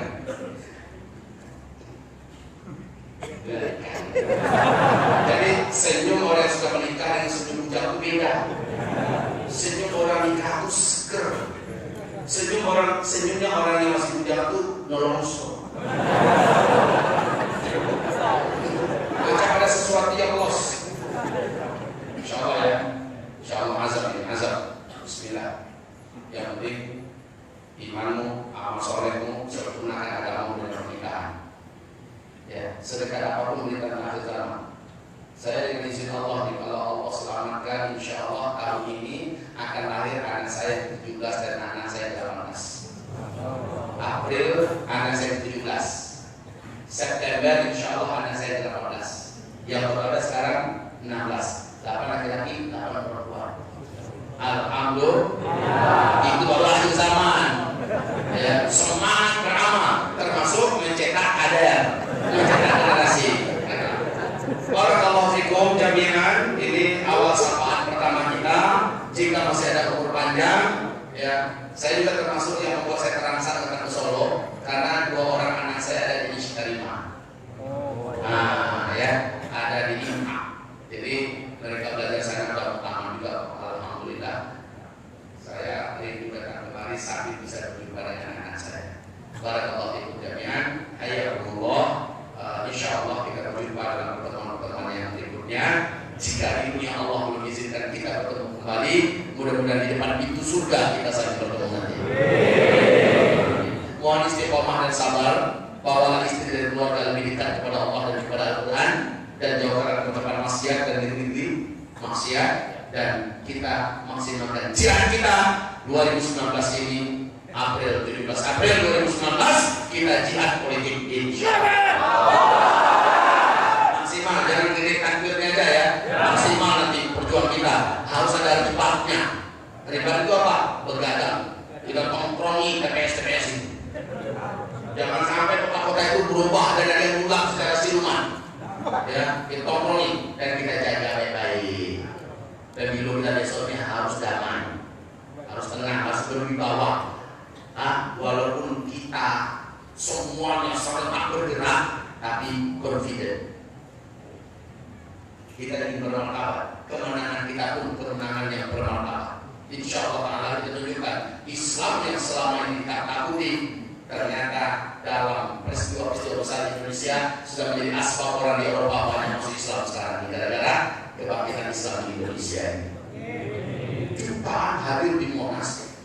Jangankan ada darah yang bertumpah, rumput pun nggak injak, masya Allah, sampah pun nggak berserakan, masya Allah, dan semuanya mengeluarkan kocek masing-masing. Sepanjang jalan beriring-iringan ibu-ibu mama ikut doa berkorban. Itu hanya ada dalam Islam. Dan ini yang menjadi asbab orang-orang luar sana melihat Islam yang diisukan sebagai agama keras, agama pembunuh, agama ternyata agamanya yang rahmat. Nah, pemilu besok, walaupun kita akan dimenangkan oleh Allah, amin. Kita tetap berwibawa, tenang, ya. Dan jangan tersulut. Banyak provokator nih, provokator bayaran. Itu kan banyak keluyuran di mana-mana. Politik aja, kita tenang. Kita jangan terpancing buat mereka. Justru kalau ada tangkap, serahkan ke polisi. Kalau ada mancing yang aneh, tangkap, serahkan ke polisi. Setuju tidak? Sepakat? Insyaallah Allahumma wal mustaqbal lana. Takbir. Wabillahi taufiq wal hidayah. Subhanakallahumma wa bihamdika asyhadu an la ilaha illa anta astaghfiruka wa atubu ilaik. Saya ada oleh-oleh di luar sana, yaitu berupa misi kesukaan Rasulullah. Peristiwa tanda besar kiamat yang ketujuh itu adalah angin lembut bertiup dari Yaman. Angin ini berbau misik, kata Rasulullah. Misik itu kasturi. Kasturi adalah parfum kesukaan Rasulullah SAW. Saya ada bawa parfum itu dua, ini asli daripada India dan biru tiap. Kalau ada di antara famili dan keluarga kita mengalami gangguan jin dan syaitan, mudah-mudahan dengan menggunakan misik ini lama-lama syaitan tidak mampu bertahan. Dan di dalam misik ini ada infak untuk agama Allah, ada infak untuk agama Allah, 100% untuk agama Allah, bukan untuk ustaz yang bicara, bukan untuk tim yang menjaga di luar. Satu kotak ini, ya, ini infaknya 100% untuk agama Allah. Maka antum jangan ragu-ragu. Ikut satu dagang di luar, enggak. Saya hanya untuk agama Allah karena kita sekarang ini sedang memerlukan biaya yang sangat besar untuk menyelamatkan agama Allah Subhanahu wa taala dan untuk perjuangan di agar jalan agama Allah Subhanahu wa taala. Semoga bermanfaat. Demikian saja dari saya. Barakallahu fiikum jami'an. Astaghfirullahaladzim li wa lakum wa la haula wa la quwwata illa billah. Subhanakallahumma bihamdika asyhadu an la ilaha illa anta astaghfiruka wa atubu ilaik. Wassalamualaikum warahmatullahi wabarakatuh. Waalaikumsalam warahmatullahi wabarakatuh. Saudara sekalian, kita ucapkan jazakumullah khairan kepada Ustaz dan kita senantiasa mendoakan kesehatan beliau, senantiasa sehat walafiat sekeluarga, sehingga dakwah beliau tersebar ke seluruh pelosok bumi ini. Terus lihat sebelum sampaikan tadi, ini ada Jawa Kasturi parfum misik. Ini tempatnya di depan pintu gerbang. Ya, bagi teman-teman yang ingin mendapatkannya bisa menghubungi stand sana. Teman-teman sekalian, tidak panjang lebar, kita ucapkan jazakumullah khairan kepada teman-teman ya, baik dari Al-Fat sebelum hijrah maupun dari Tamir Masjid Baitul Ma'mur. Mudah-mudahan waktu tenaga yang mereka sediakan dicatat sebagai masalah Subhanahu wa ta'ala. Setelah ini kita langsung sholat isya secara berjamaah atau ditata tempatnya biar kuat. Kalau memang tidak kuat, nanti kita dua kali ya.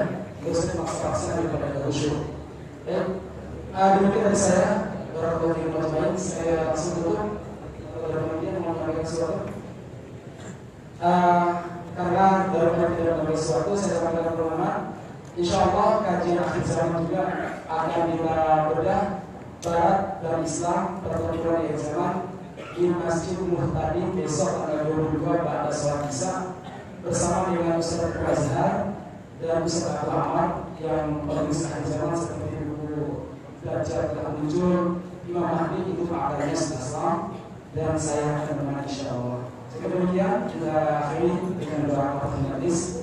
Subhanallah wa bihamdihi asyhadu an la ilaha illa anta astaghfiruka wa atubu ilaik. Walhamdulillahirabbil alamin. Assalamualaikum warahmatullahi wabarakatuh.